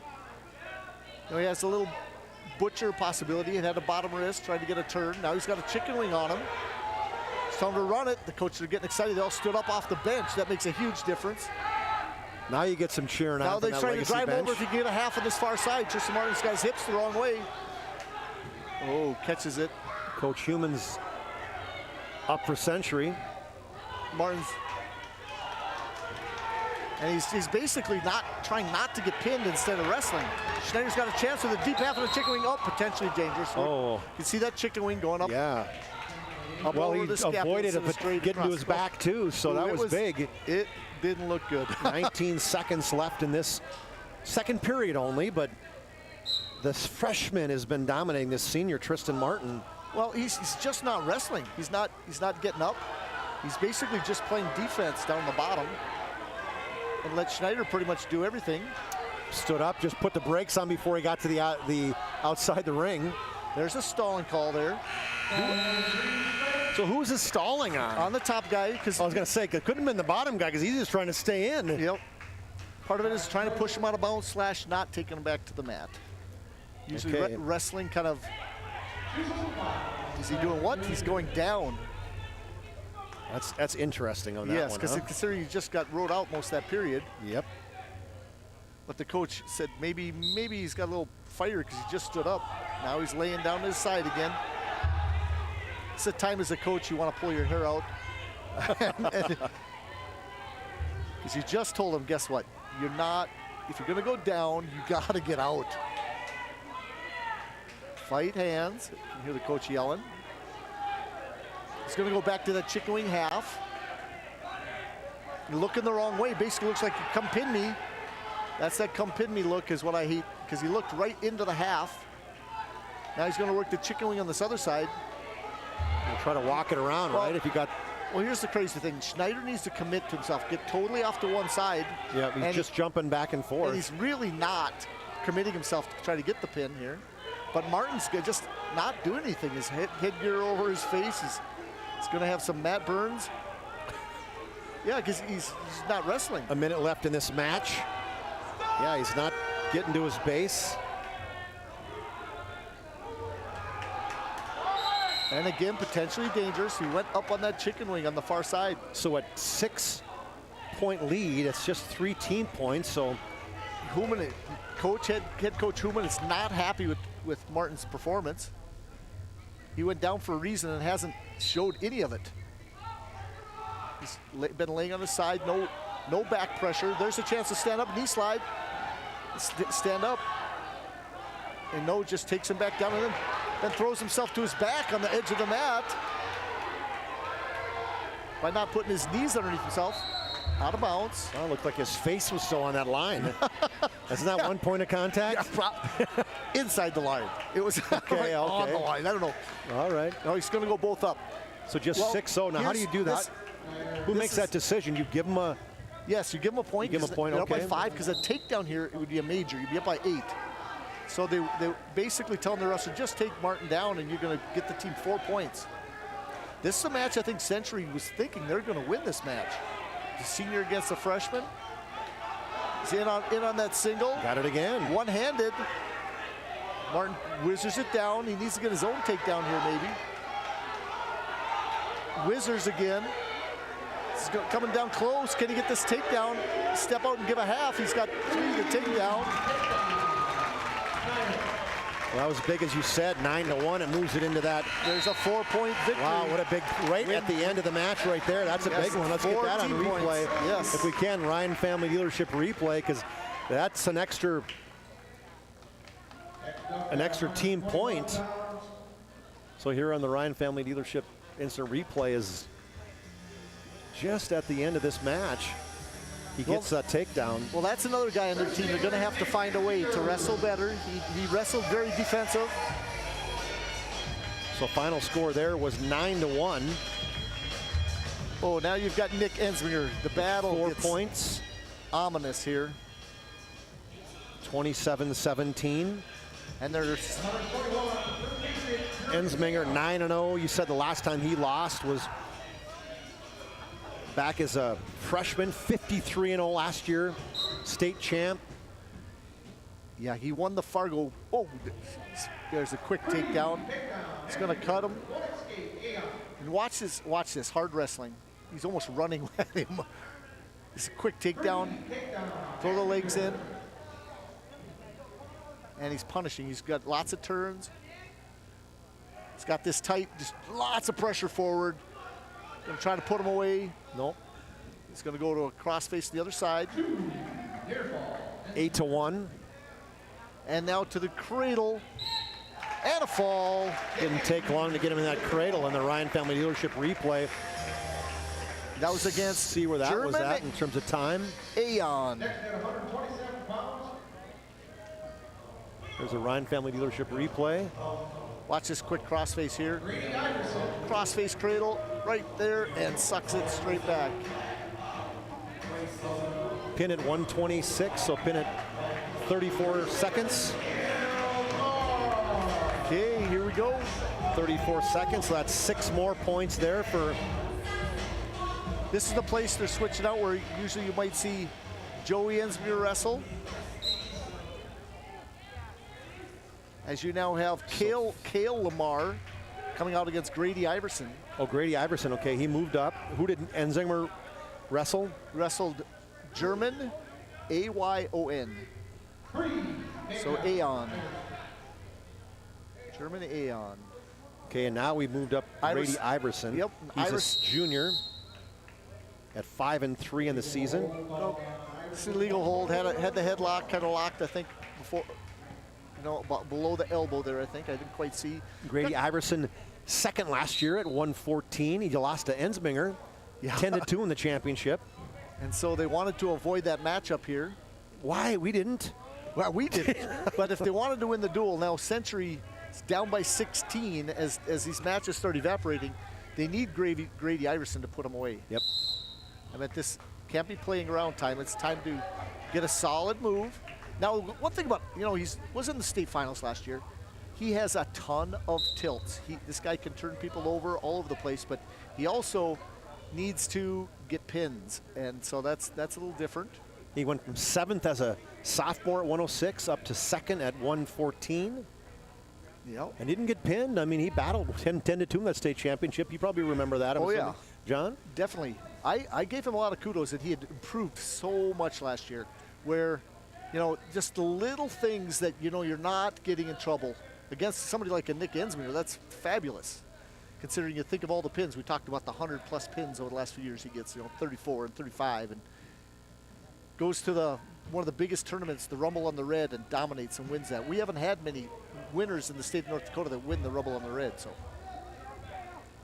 here's that tilt, one of his tilts he does to take a bigger lead. Can he get him a pin? Calls him monkey tail tilt. And he probably wasn't that was a move that wasn't looking for a pin. Nope. And now, but he moves up to the headlock, just tries to seal it, and there it looks pretty tight. I don't see much shadow. Oh, you had it there. 15 seconds. Squeeze, and there's the fall. There we go at a minute 49 of the first period. Here's the Ryan Family Dealership instant replay for Grady Iverson. Talk us through that one, John. Yeah, he basically took from the monkey tail tilt into a head and arm, and then all of a sudden it looked like he was not putting the pressure on, but then he came back, shoulder down. There's the pin. Grady Iverson victorious over Kale Lamar, the freshman. That'll give 6 points to the Patriots. That'll make it 33-23. Now we're moving to Piatz, Elijah Piatz and Hunter Olson, correct? Yes. This is a good match right here. Piatz, a freshman at 5-2. Hunter Olson, a junior at 5-3. Piatz, 8th grader, or excuse me, he was 30-16 as an 8th grader. Yes. No, freshman, I'm sorry. No, yeah, 8th grader. Yep. 6th at 106 as a 7th grader. Nice little snap down right into a cradle, inside cradle. Century needs this, now out of bounds. So 3-point takedown. It's a good start. Elijah Piatz, father Randy. Nope, Ron. Father Ron. Uncle Randy was the state champ in Napoleon. Ron is his dad. Wrestled for my dad. And so, and his mother also has a brother that was a state champ, Jangula last name. Okay. And so, tell you what, they have Brian Jangula. I think he's a law enforcement officer somewhere down, maybe down Napoleon, his uncle. So he's got some pretty good wrestling genes in him. And again, see what kind of turn combinations. Piatz, still pretty young, but has a lot of varsity experience. Yeah, just a freshman at 5-2. You mentioned he started wrestling as a 7th grader. He's got yes, 7th grader. He was contact come out here, I think. He was 6th at 106, and then as an 8th grader, he was 7th at 121. Or maybe it's blood. Maybe see if it's a blood time or something like that. You've got Elijah at a 4th in the coaches poll. Hunter Olson, let's talk about him. He made the state tournament as a sophomore. He was 20-26. Well, if we look into the rankings, Hunter Olson in the newest poll, probably coming up Monday, is 5. Okay. Elijah Piatz is 3. All right, so it's a big battle we got going on here.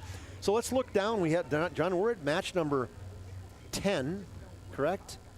Oh, we've had 6, 7, 8, 9, 10. We're match number 11.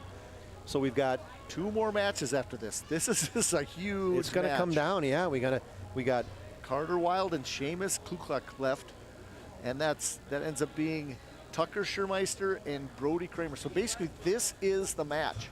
They're up by 10. Century cannot lose this match, or Legacy wins the duel. Because there's only 12 points possible on the next one. A victory here would put Legacy up by 13 at least. Ooh. Do you think he knows this walking out on the match? On the mat? I think the coaches would. That'd be too much pressure to let Elijah know that? Oh, well, you don't do that as for the team that's behind. And there's because he's favored. He's won this match so before. who was this assistant that was walked up there giving him some? Right next to Mason. Got to think his name is Mason. His first name. Okay.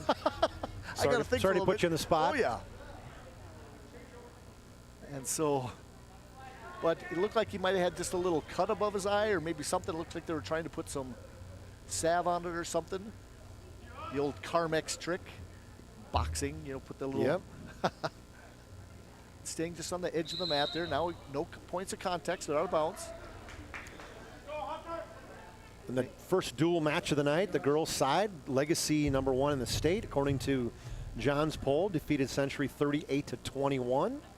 So again, bleeding from that spot, or something must have got right on the ridge of the brow there. Can't quite see, but hey fans, to a little bit. We should have the ServPro. We've had multiple ServPro pin zones. We've Mitch 24/7 emergency service, trained technicians, advanced technology, fire and water cleanup and restoration. It's ServPro. There's been all kinds of pins on both sides tonight. Yep, Mason Schultz. Yes, that's his last name. I don't know why all of a sudden I went blank, but scoreboard tonight. What's funny is somebody's listening and they texted me. Oh, did they? That's good that they're listening, right? Yeah. We love that. That's good we got somebody out there. Thank you. I knew that, but sometimes you just go mind blank when you're out here doing this stuff. John was going to try to check on some of the other scores. There's Minot and Bismarck High's playing in the boys and girls duel, trying to check to see where that's at. That might not be a bad idea to check up on that. UPS store is also a sponsor of our program tonight, located in South Broadway in Minot. Well, it looks like Bismarck has got a lead of 32-15 with 4 matches left. On the boys' side? Yep. Okay. And the girls was a big duel, as you were mentioning that any big matchups. Minot was ahead early on in that one. Well, Noah Bledsoe for Minot won at 172. Evan Berg beat Kraus at 89. Minot won at 215. And then, so those are their victories, basically. All the rest is Bismarck. Special thanks to Tyler Hagen Photography and Mason Kramer Photography. Big thank to their official photographers of the PSP Network. And this is the wrestling thing, because you get blood time, you get a lot more time, you get 5 minutes, but that time evaporates quick. So they're going to do the old athletic tape him up. Yeah, I was just going to see if we've got... Wrestlers are a different breed, and this proves it right here. Let me pop this week's schedule up here as we're waiting, if I can see it. Let me look over here. As also tonight, Thursday, Drake Animus at Glenburn that's going on right now on the other PSP network. That's girls basketball. Friday we have Turtle Mountain and Minot North. Back down here, and then we will get back and see if I can figure out how do I put that on. There we go. Let me take that off. Okay, very good. You're getting master at this computer stuff. Well, Elijah Pietz on top is just working a deep waist, trying to throw a leg in. Good recovery there. Gonna get an escape right there for. Well, I tell you, Pietz was going to try a little tilt, but he did a good job of not letting Pietz throw that leg in, threw it right off the back. 3-1, 5 seconds left in this first period. Got an escape. You want to talk about Patriots that are right now, they're nobody wants to be the first to lose to somebody. I remember we didn't lose to Mandan like ever in baseball. Yeah. And nobody wanted to be the first team to lose to Mandan. Well, that went all the way through my era where we weren't going to lose to Mandan either, and we didn't. The streak kept going after us. No, that is funny. Oh, good shot by Piotz. Going to high cross lift and just basically sets him back down. And so 3-point takedown, so that makes it 6-1. Piotz leads. I like that lift and just a little crush back down. Be able to snap the leg. You know, a lot of times you want them to finish high up on your feet and all these other things. It just seemed to be balanced. And Piotz, on the edge of the mat, out of bounds. You know, isn't it a little surprising to you, though, that I mean, we were in Mandan, and there was screaming. There was Bismarck and Mandan. Everybody was getting after it, and boy, it's so docile in here right now. And we're talking about a huge match. If I'm Legacy, I am absolutely screaming and sending life at my wrestler. But you look at the size of this gym, it makes a big difference. We had both fans on one side. If we were about halfway closer, I could make a little bit of difference, but they were definitely louder. Excitement for that first duel of the year. Piotz again on that single. Olsen's having a hard time stopping that single. 6-2, Larry gets it down. Another take, his third takedown of the match. If I was the Century coach right now, he sees that dominant, cut him again, do it again.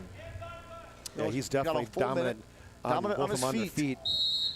And so instead of trying to put him to his back, take him to your feet. 57 seconds in this second period. Out. Hunters can be dangerous, so you don't want to get thrown to your back or anything like that. So a nice setup, a fake, go to your snap, now he does his own low single, got to get his own hips back. Clears the legs. Now this is the tossing of the legs, totally different wrestling than my era. Fourth takedown of the match. Nice. Wow, that was impressive because you almost had a takedown for Hunter Olsen, and somehow Piatz was able to flip it up and get it on his own. Yeah, they just call it basically leg righting, you know, where it's leg. I don't even know the best way to explain it sometimes because it's a balance thing. It's going back and cutting yourself under a leg, and the guy just can't get in the right position anymore. Passing legs, they call it, basically. Okay. Now he's trying to run that arm. Yep. He does this little, basically arm bar on the far side, just pulls the wrist all the way to the side and then just runs his hip underneath it to try to run him over. One more time. That's a nice period. Piat's got that break over there on the side, getting his blood taken care of. Just got wrapped up. Nice little look there, the tape job. 4 takedowns for Piatz, 3 escapes for Hunter Olsen, so 12-4. Oh, then he cut him here, I guess. Yep, he just gave him the 1 point. He's now up by 8, so he needs to go back. He's been very good on his feet. Olsen trying to get in on that shot right away, but he's got to see if he can finish. Oh, he got his own. Yes, it would be. Oh, no takedown yet. How's that not a takedown? Did not finish. He didn't cover the 2 legs. Piatz, he had 1 leg covered and didn't come out on top and control the hips or anything. And so now they're in an odd position. Piatz is trying to kick onto the mat and get the takedown. Oh, my. That's twice now Piatz has done that. Oh, he pushes him off. I'm going to save that for a replay right there because it's pretty big play, right? Or yes, a move. But Hunter's getting 3 good shots on Piatz, but Piatz is controlling the leg. Oh, so that's sportsmanlike a little bit there. 15-5. This is right now where the ref steps in, and he talks to him. And he's telling him right in his ear, hey, stop that right there. So a ref's job is to, protect all wrestlers. A wrestler gets a little amped up, he's behind, and they do things stupid at times, which is not the guy's main character, but wrestling kind of drives that into some people. You're getting beat. There's a little ego stuff going on. So now Piatz is going to get the takedown again. It's now 18-5. 6th takedown of the match. Is he going to try to pin him, or is he going to try, because he's up by got 52 seconds. 13. We cut him. Cut, takedown, and it's a tech here. Escape number 5. Bring it within 5 if you can get this takedown. Yeah, you need to get to 15 points. Like I said, Olsen's got some good shots. That's a great takedown. Now going away from that, now he's up by 9. It's his first takedown, 18-9 now. But he's been, that's the one thing, Piatz has been standing up straight. He got a nice low shot again. He's been in 3-4 times, and Piatz has just recovered. So now are you satisfied if you're Hunter Olsen that you're sitting here, you're going to lose and it's not a technical fall? Or not for a second. Yeah, you helped the team with a tech fall, but Century needs to win all 3 matches any way you look at it. And so Legacy, if I'm the guy on top, I'm trying my best turn possible. Head and arm, cradle, a quick toss, throwing my legs in, something to get some back points. But Elijah Piatz is going to be victorious, 18-9. Lots of scoring in that one right there. That's 4 points for the team there. So that narrows that lead on the BNC National Bank scoreboard from 33-23 to 33-27. Keep in mind, folks, there was a 1 point unsportsmanlike or taken away from Legacy after the Carter Johnson for throwing the headgear. So Century wins these 2 matches by decision. They're going to win this duel on a tie. So Century still needs to win both matches. Any way you look at this, down to the wire. So now we've got, have they announced it? Is Hunter, is it tell you in Schurmeister and Wild? Let's see if they've. It looks like it is. Whoops, I'm looking at the wrong duel. Let's go back to my other duel. Takedown right away by Wild. It is Wild against Schurmeister. So this should be something for the Patriots that, in their mind, they're looking for a pin potentially. Schurmeister, freshman's 0-7. Yes. Victory first. The pin really is not going to make the difference in the total duel, because Century needs to win both matches either way you look at it. Don't put yourself in a position to get pinned. Or get loose, exactly. Schurmeister getting a nice little stand-up. So that's Schurmeister's a name in wrestling in Bismarck that you heard a lot of. I don't know if the connections, quite a few years Schurmeisters ago, at Bismarck High, there was a lot of them. Many years ago. So he's probably, I was going to say, a Simile product. Yep. So, wild shot right through that, throws him kind of to his back, and the edge of the mat keeps, nope, spins out of it. So Schurmeister has an escape, so 3-1. Both wrestlers will be up. In the new poll, Carter Wild moved into my 8th spot. Okay, so Carter Wild last year. Let's give him some love. And where is he at? Well, he was number. I guess he did not. Lots of JV wrestling last year. Absolutely. Oh, tries to shoot through, but he's another wrestler that had a good weekend in Mandan. And I start pairing him up with stuff, and I thought he might make an honorable mention, but then other guys moved out of that weight class. He was 5th at 5-2 in the Lions tournament. Nice takedown. Come around the backside, peeked. He was trying to do a little sweep single and peeked out the side there. Nice. So another takedown. That's the second takedown. Ankle knee breakdown. 6-1. Do it again. 27 seconds left in this. Boy, I love the two matches we've had so far. Mandan trying to get their first victory ever over Bismarck High, and somehow Bismarck High survived after the big at Eggberg on the victory over Richter. Both two number ones going at it. Richter was up 12-1 after the first period. Well, guess what? Richter moved down a weight class for Mandan and looked pretty good down a weight class. Oh, did he? Oh, yeah. And won in the finals with a last-second takedown against a stud wrestler in South Dakota. Because I saw Eggberg got second. Yep. That was obviously he was up then, you're saying? Yes. At the Lions tournament. Richter was not committed to make 39 that first week of the duel, and he looked really good in Mandan. So he, again, is, even though there's a loss, two number ones going against one another pretty much. He looked like he's ready to wrestle again. So 6-1. Schurmeister takes down. And again, this next match, Seamus Kukluk, a state placer coming out next. So Century's got an advantage in the next match. Brody Kramer, a sophomore, he's 5-4 if he's the one that gets the head. Exactly, he's a wild card for him who's got potential. He's one of those explosive wrestlers that throws people. He got to the 6. back. He was 3-4 at the. Oh, he did, like I said, he did not look bad at all in Mandan. So that's one of those where he could beat a Seamus Kukluk, but he's got the advantage. Seamus has been in some pretty tight matches in his career already. But this one surely is not over. We got a minute and 30 left in this second period. Wild's been playing pretty conservative here. Carter Wild's a sophomore. Tucker Schurmeister going to a Russian tie here. Trying to inside step sweep. Oh, that's a good one. And Schurmeister didn't quite get it. Worked his way to the edge of the mat. Trying to reach that left a situation like that. Foot in to do a trip. Yep. Warning for stalling soon. Wyatt hates that out of bounds stuff. I've had a lot of strategy, little talks, little sweep opportunity there for a while. Don't stay on his knees. Guy's getting a little excited there for Schurmeister maybe to snap he should have made a move right away instead of kind of waiting and delaying. You can't wrestle on your knees. Now Wild needs to shoot through this sucker drag. See, it's still early. There's certain moves you might not have even covered yet. You know, it's basically getting this. Oh, comes out, little sucker drag, and tried to get a trip and did not do it. The strength right there of Wild. In a good hip position, got hip to hip, and just basically dominated on the. It was almost like he remembered the sucker drag, but didn't throw it hard, and he got it still. 9-2, 3 takedowns for Wild, 2 escapes for Schurmeister. He hasn't got any no near fall Part of points, it is though. I think also the coaches talked to him a little bit. We don't need to do anything crazy. Wild, like right there, nice tilt here. It's a bottom wrist tilt here. And he's also falling straight to his back. So close, the Central crowd wanted that pin. He's got 4 near fall off of that, off a nice little tilt. 4 points near fall. It makes it 13-2 by Carter Wild. And again, they pretty much, the coaches said, hey, we don't need to get upper body. We don't need to throw. Let's do good, positive, lower shots. Isn't that, a risk as you're doing that tilt when you're flipping over on your own back momentarily? It looks like it, but okay. he had a good wrist control, which he pulled it all the way to his back. There we go, nice double takedown, 16-2.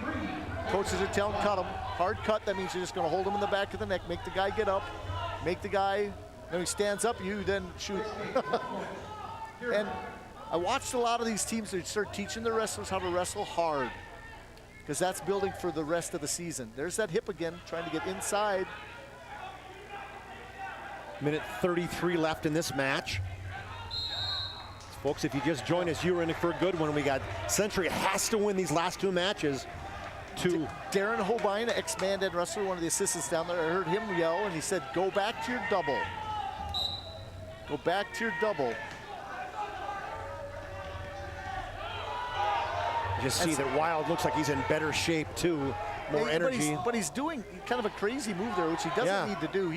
You go back to your solid takedowns. There's a takedown and a tech. Should be. Yep. Well, Century's going to be down by 1 coming down to the last match. So Seamus 3 Kukluk. takedowns, so final, they popped the score off of there. So that'd be 19-2. Yep, 17-point victory. That's 5 points, so 32 to 33. So 33-32. This is huge. Well, Brody Kramer, my latest poll, is ranked number 8. Seamus Kukluk, number 2. All right. So this is number 8 versus number 2. Seamus really strong. I mean, he works. I mean, they really got him in the weight room. Physical kid, gets himself in trouble sometimes, and what I say is a little back heavy at times. He's susceptible to get thrown because he puts so much pressure forward sometimes. People that are good throwers cause him problems. But just really, really, really strong. You can see just stuck together.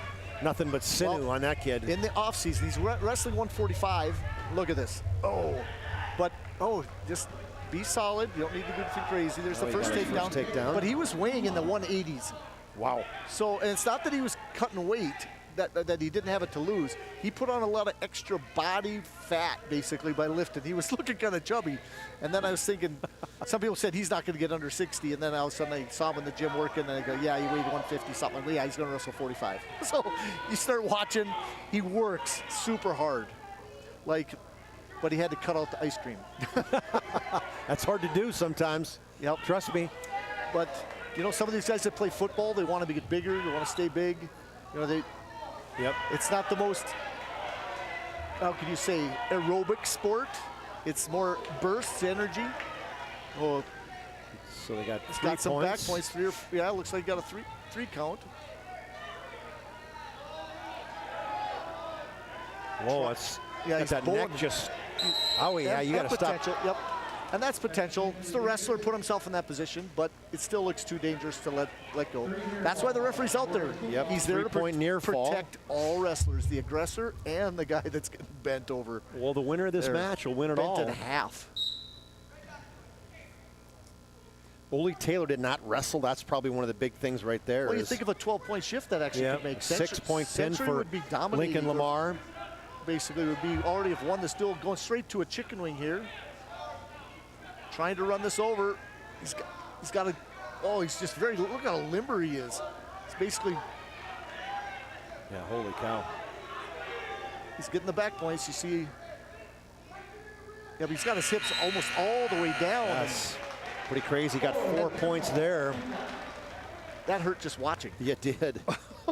My shoulder blades were actually getting tight on that. In the old age, I take like a softball bat and I lift it on the ends and lift it all the way around. That just doesn't work anymore. Try to do that. I look like a cheerleader. My arms spread out and go wide. 10 buff. Kukluk leads Kramer. It's a great first period. Seamus is looking really good. And that's why, you know, what's interesting, he took some losses in Mandan, but they're just some South Dakota wrestlers that are just top-notch. And you're talking 145. Yeah, obviously that's a... Yeah, top-notch wrestlers in the state of South Dakota that come up to Mandan. And it breaks your... this is the dangerous part about Kramer. He almost threw him to his back, but then trying to step over was a mistake.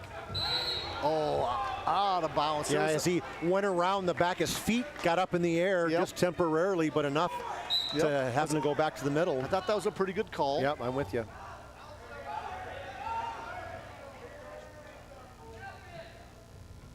.118 in the second period and in the total match. You go back to the heavyweight match as much as that's why Century's ranked number 1 though. You go back to the heavyweight match, and Carter Johnson could have changed this whole duel around too if he gets back and not getting pinned. There's several of those matches which becomes huge.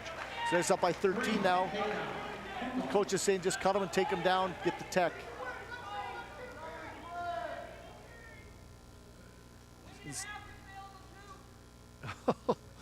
So he wants a pin? Is that what he's saying? Yeah, Basically, he's yeah. like, Either, no, I don't want to cut him. Yeah, he wants the pin, but he says a half will work too, the coach held on to, instead of the chicken wing. Because he's so limber. You watch him try to put a chicken wing on him, his arms just go limp and go flying behind his back. It's just hard to get enough So, John, control. you got the, as you afterwards are trying to get some interviews, maybe get Nick Ensminger potentially. You want to get, could be Darian Bitts. That might be a good one too. Okay, I will make run a down. choice, and if you want to get a chance to talk to Nate, feel free, grab the coach as well, and just make sure you turn it on when you get on there, right? I'll let you finish this. I'll try to get him right away. Love it. Talk through this one. Has got him on his back. He wants those back points. He's got him. He got the near fall. Now he's just going to try to squeeze. He's got 12 seconds in this period. 10 seconds, 9. He got it. There we go. And Kukluk stands up exuberantly as he seals the match right there with your pin at about 3 minutes and 58 seconds of this last match. What a job by Seamus Kukluk. He took the world in his hands right there in that last match, knowing that was up to him, between him and the Century wrestler.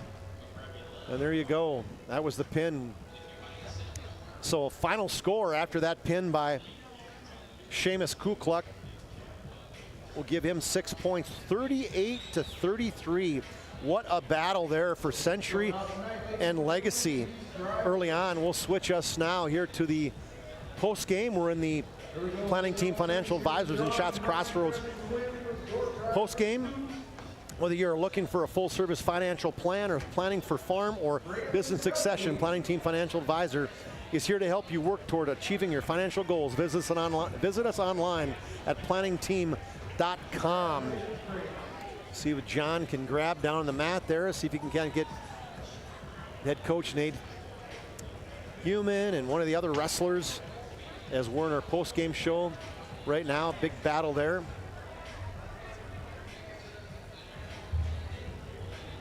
John online there. We got some lights on as now we can see.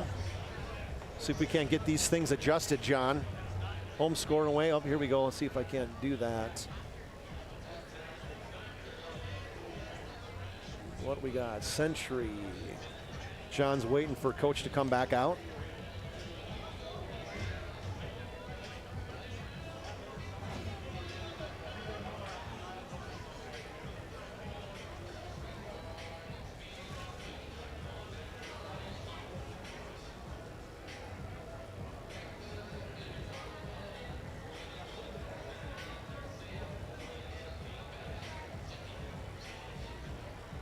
There we go. All right, John, take it away, buddy. Carter Wild here. I tell you what, you had a great match tonight. Tell us what you're thinking as that match is going on. I was just thinking work hard and get the pin or the tech, and I got the tech, and we came out on top. Okay, what does it feel like this year, getting out on the mat as a varsity wrestler, and you had a tough competition in Mandan. Tell us some of your goals for the season. One of my goals for this season is to place high as a team. We really worked hard in the off season. We won it all. That's all. Okay. Well, you're MVP. We'll get a picture in a bit. You can hold this. I'm going to talk to your coach. Congratulations tonight. Thank you, sir. Nate, tough duel. Tell us a little bit about your team and how you're feeling as the season's coming in here. We've been going through some stuff, just working through some stuff. I don't think we're at our best yet. That was obvious tonight. Obviously, Legacy wasn't at their best, but this is always a big duel. You want to win those crosstown rivalry duels. It's a lot of fun. That's all you can ask for in a high school dual meet right there. We had kids step up. That was just awesome. With our backs against the wall, this group of kids continues to just impress me. We've been in this position a few times, and I just really like the way our kids fight. And hopefully we keep getting better. We get to go to Grand Forks this weekend, dual tournament, get some more matches, and just looking for continued improvement as we kind of work towards Christmas break. Yes, as you're feeling with some young guys, tell us what it's like, trying to build those guys up, for the team. And this is one of the big ones. You have Carter Wild, but tell me what it's like as a head coach to get those guys going.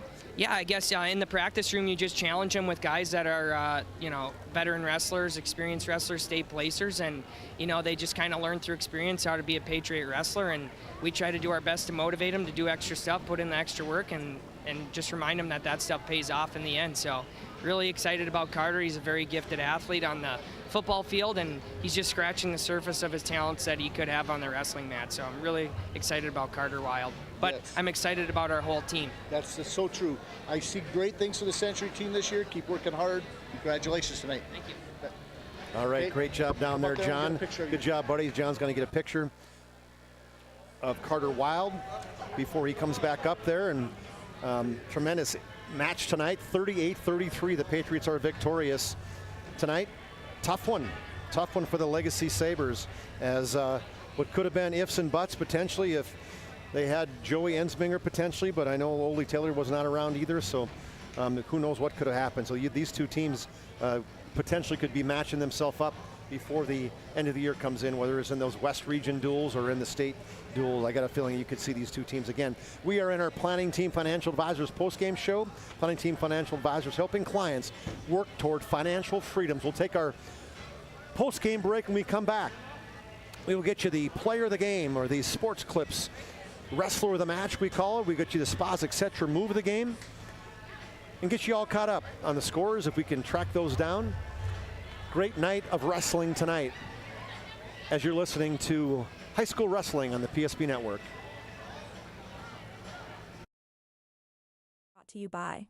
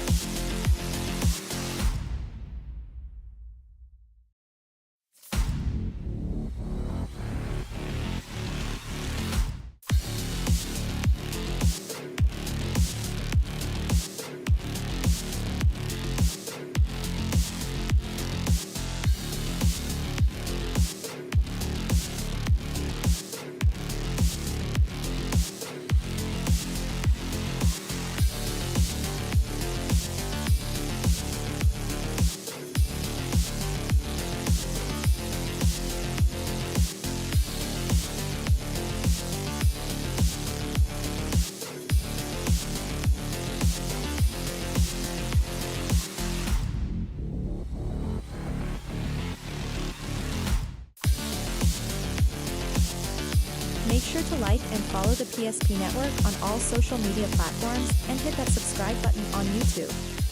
PSP Network. It's game day. We want it all. We want our dog to fetch it. Drop it. And drop it. Damn it. We want to fix it ourselves. And actually fix it. We want to order the market price lobster. And know the market price of the lobster. How much is... Whatever the market says. Sadly, we can't have it all. Except at Sport Clips, where we check in with the pros in men's hair and totally check out with pure, uninterrupted relaxation. Sport Clips. It's a game changer. Whether you're looking for a full-service financial plan or planning for farm or business succession, Planning Team Financial Advisors is here to help you work toward achieving your financial goals. With locations in Bismarck, Garrison, and Center, our full-service team of professionals are dedicated to helping you work towards achieving your financial goals. Visit us online, planningteam.com. Securities offered through LPL Financial, member of FinRun Civic. Investment advisory services offered through New Edge Advisors LLC, a registered investment advisor. New Edge Advisors LLC and Planning Team Financial Advisors are separate entities from LPL Financial. At Shots Crossroads, we make 8 gallons of homemade ranch dressing every day, so you can smother your dinner salad with it, dip those crispy golden French fries in it, and dunk your breaded chicken strips. You can even cover your... Wait, no. You can't put ranch on steak, or can you? Shots Crossroads. Don't forget the ranch.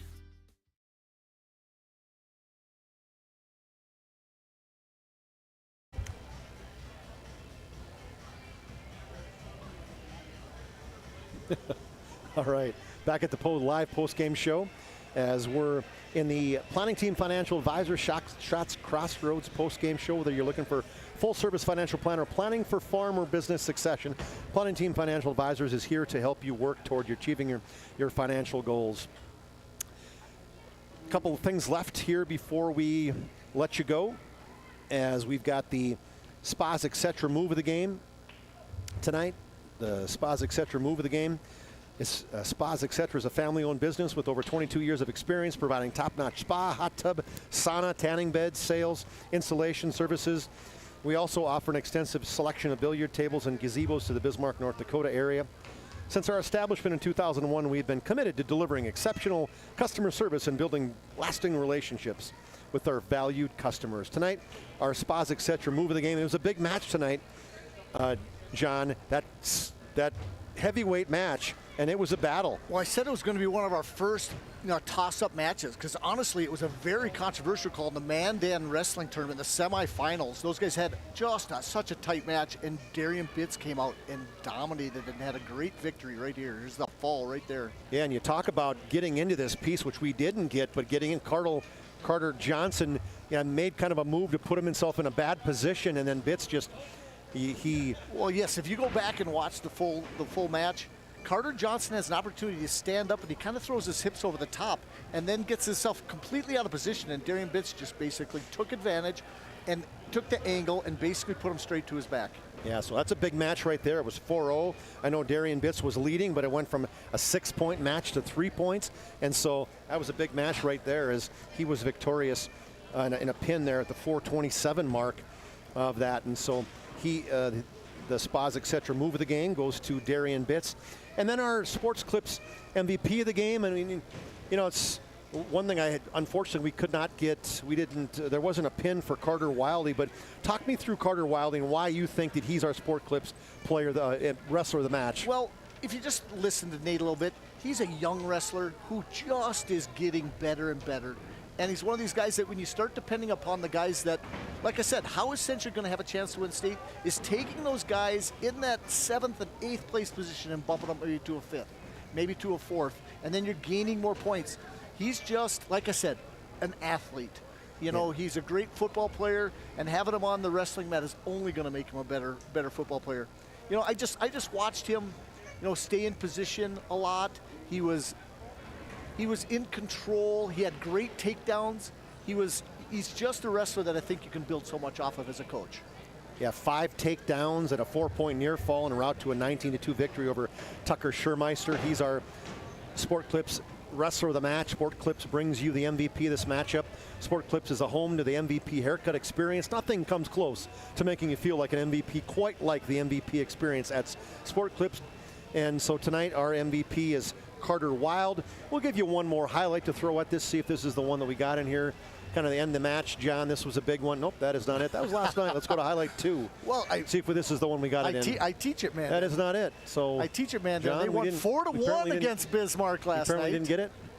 Okay, never mind. Let's go back to live post. I can't tell you anything about the score when it comes to hockey. Well, I was going to show you the Seamus Kukluk pin at the end, kind of bring the Century. Scaring all the wrestling fans away here. It's like some hockey highlights. I know. What the heck's going on? Well, there it is right here. This is Seamus Kukluk. Got him in a chicken wing and was determined. The coach told him to cut him and just get the tech fall, and he said, no, I want to pin him. And he went out and he pinned another ranked wrestler right there. But Seamus got a chance to be number 2 ranked in the next poll here, depending how the weekend goes. That is crazy. He's young and going to be tough at 145 for Century. And in that second period, he didn't want to get a near fall or a technical fall. He wanted the full meal deal, and we didn't quite get to the point where he got to a pin. But let's go into back to live post game here, and the final match score is 38-33. The Patriots are victorious. And then earlier tonight, The Legacy Sabres won 38-21 over Century in the girls' side. Let's take a look, folks, what the rest of the week. We've got a big week going on here. As they can find it, this week's schedule right there. As I got to move to a bigger screen. Tomorrow night, we have boys basketball, Minot North. Turtle Mountain will take Minot North on one of the PSP channels. That's at 7 o'clock. And then there's also boys basketball locally here. Shiloh at DLB. Actually, it's a triple header. I think it's down at Linton at a Linton event here where Shiloh will take on DLB at 7. I don't think it's 7:15. I do not believe that's it. Or actually, take that back. There is a matchup at 7:15. Another one of we actually have another 3 different activity or feeds going on. Yeah, we do. Tomorrow. It is, and then boys basketball as well. So another match or boys basketball game going on. Strasburg will take on Glen Owen Hebron. That'll be down in Linton. That's at 7 o'clock. And then following that one at 8:30 will be West Hope Newburgh at Linton. That's a big matchup right there. I think it's 1 versus 4, if I recall. That's down in the Iron Range, or the area where you grew up in, Don or John. Well, yes, I've done a lot of different things in Linton that I'm not sure if not sure we can talk about that. So, and then Saturday we're not done yet. Got some more basketball, girls basketball. Horace at Minot High. That'll be a big one. 1 and 2, West Fargo Horace and Jaden Hale and Minot and Lily Bell and Maggie Fricky. That'll be huge at 2:30. I will be maybe sneaking in watching that one. And then boys hockey at Minot as well. Dickinson will take on Minot at 4 p.m. So lots going on in the PSP Network this week. And so John, I appreciate you coming in and giving us all your experience and your insight. And quick question as a basketball guy for you. Yeah. And I'm a Mandan person. I know this is a wrestling broadcast. What are you thinking of the Mandan basketball team? My gosh, the team's great. They're fun to do, and I can't say enough about that facility that you guys got out there. But Did you get to see the Hudson Sheldon? Oh heck yeah, we did all the games. We got hit 5 dunks over the weekend. Yep. Hudson Sheldon. So yeah, we'll be seeing more of Mandan. So let's lock it up here tonight, where we give a lot of love to all the people, the sponsors. We have the BNC National Bank scoreboard sponsors. We mentioned the Valvoline Instant Oil Change pregame, First International Bank and Trust, our in-between games matches timeout sponsor, Ryan Family Dealership Instant Replay, ServPro Pin Zone for us, and then Minot State, UPS Store, Planet Pizza, Prestwick Orthodontics, Tyler Hagen Photography, Mason Cramen Photography, Northern Plains Heating and Air, Shields Player of the Week. One final scores here on the BNC National Bank scoreboard. Girls duel, 38-21, Legacy beats Century. On the boys' side, Century comes back after being down and wins the last match. Seamus Kukluk puts the Patriots to victory, 38-33. Have a good evening. I'm Chuck Claremont. Thanks to John Gums and thanks to John, our wrestling aficionado, or I guess we called him a guru, John Gums, and then John Haugen. Appreciate what John helps me out here as he takes care of me on the camera side as well as the production side. I'm Chuck Claremont. Have a good evening.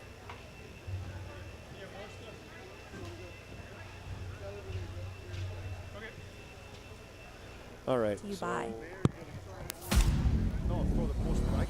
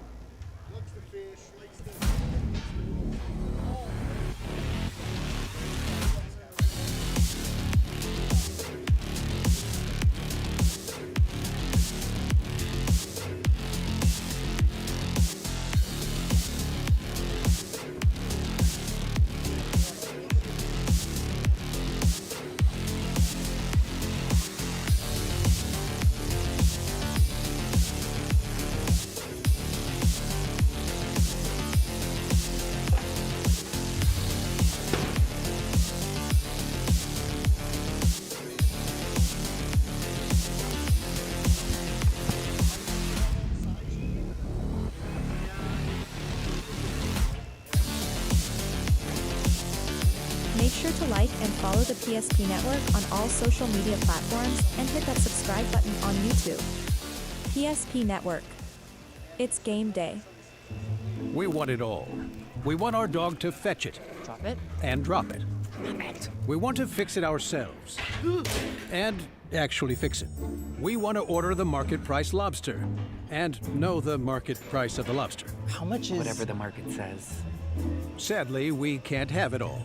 Except at Sport Clips, where we check in with the pros in men's hair and totally check out with pure, uninterrupted relaxation. Sport Clips. It's a game changer. Whether you're looking for a full-service financial plan or planning for farm or business succession, Planning Team Financial Advisors is here to help you work toward achieving your financial goals. With locations in Bismarck, Garrison, and Center, our full-service team of professionals are dedicated to helping you work towards achieving your financial goals. Visit us online, planningteam.com.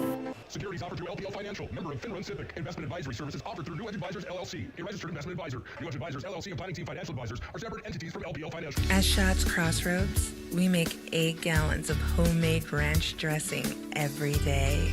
So you can smother your dinner salad with it, dip those crispy golden French fries in it, and dunk your breaded chicken strips. You can even cover your... Wait, no.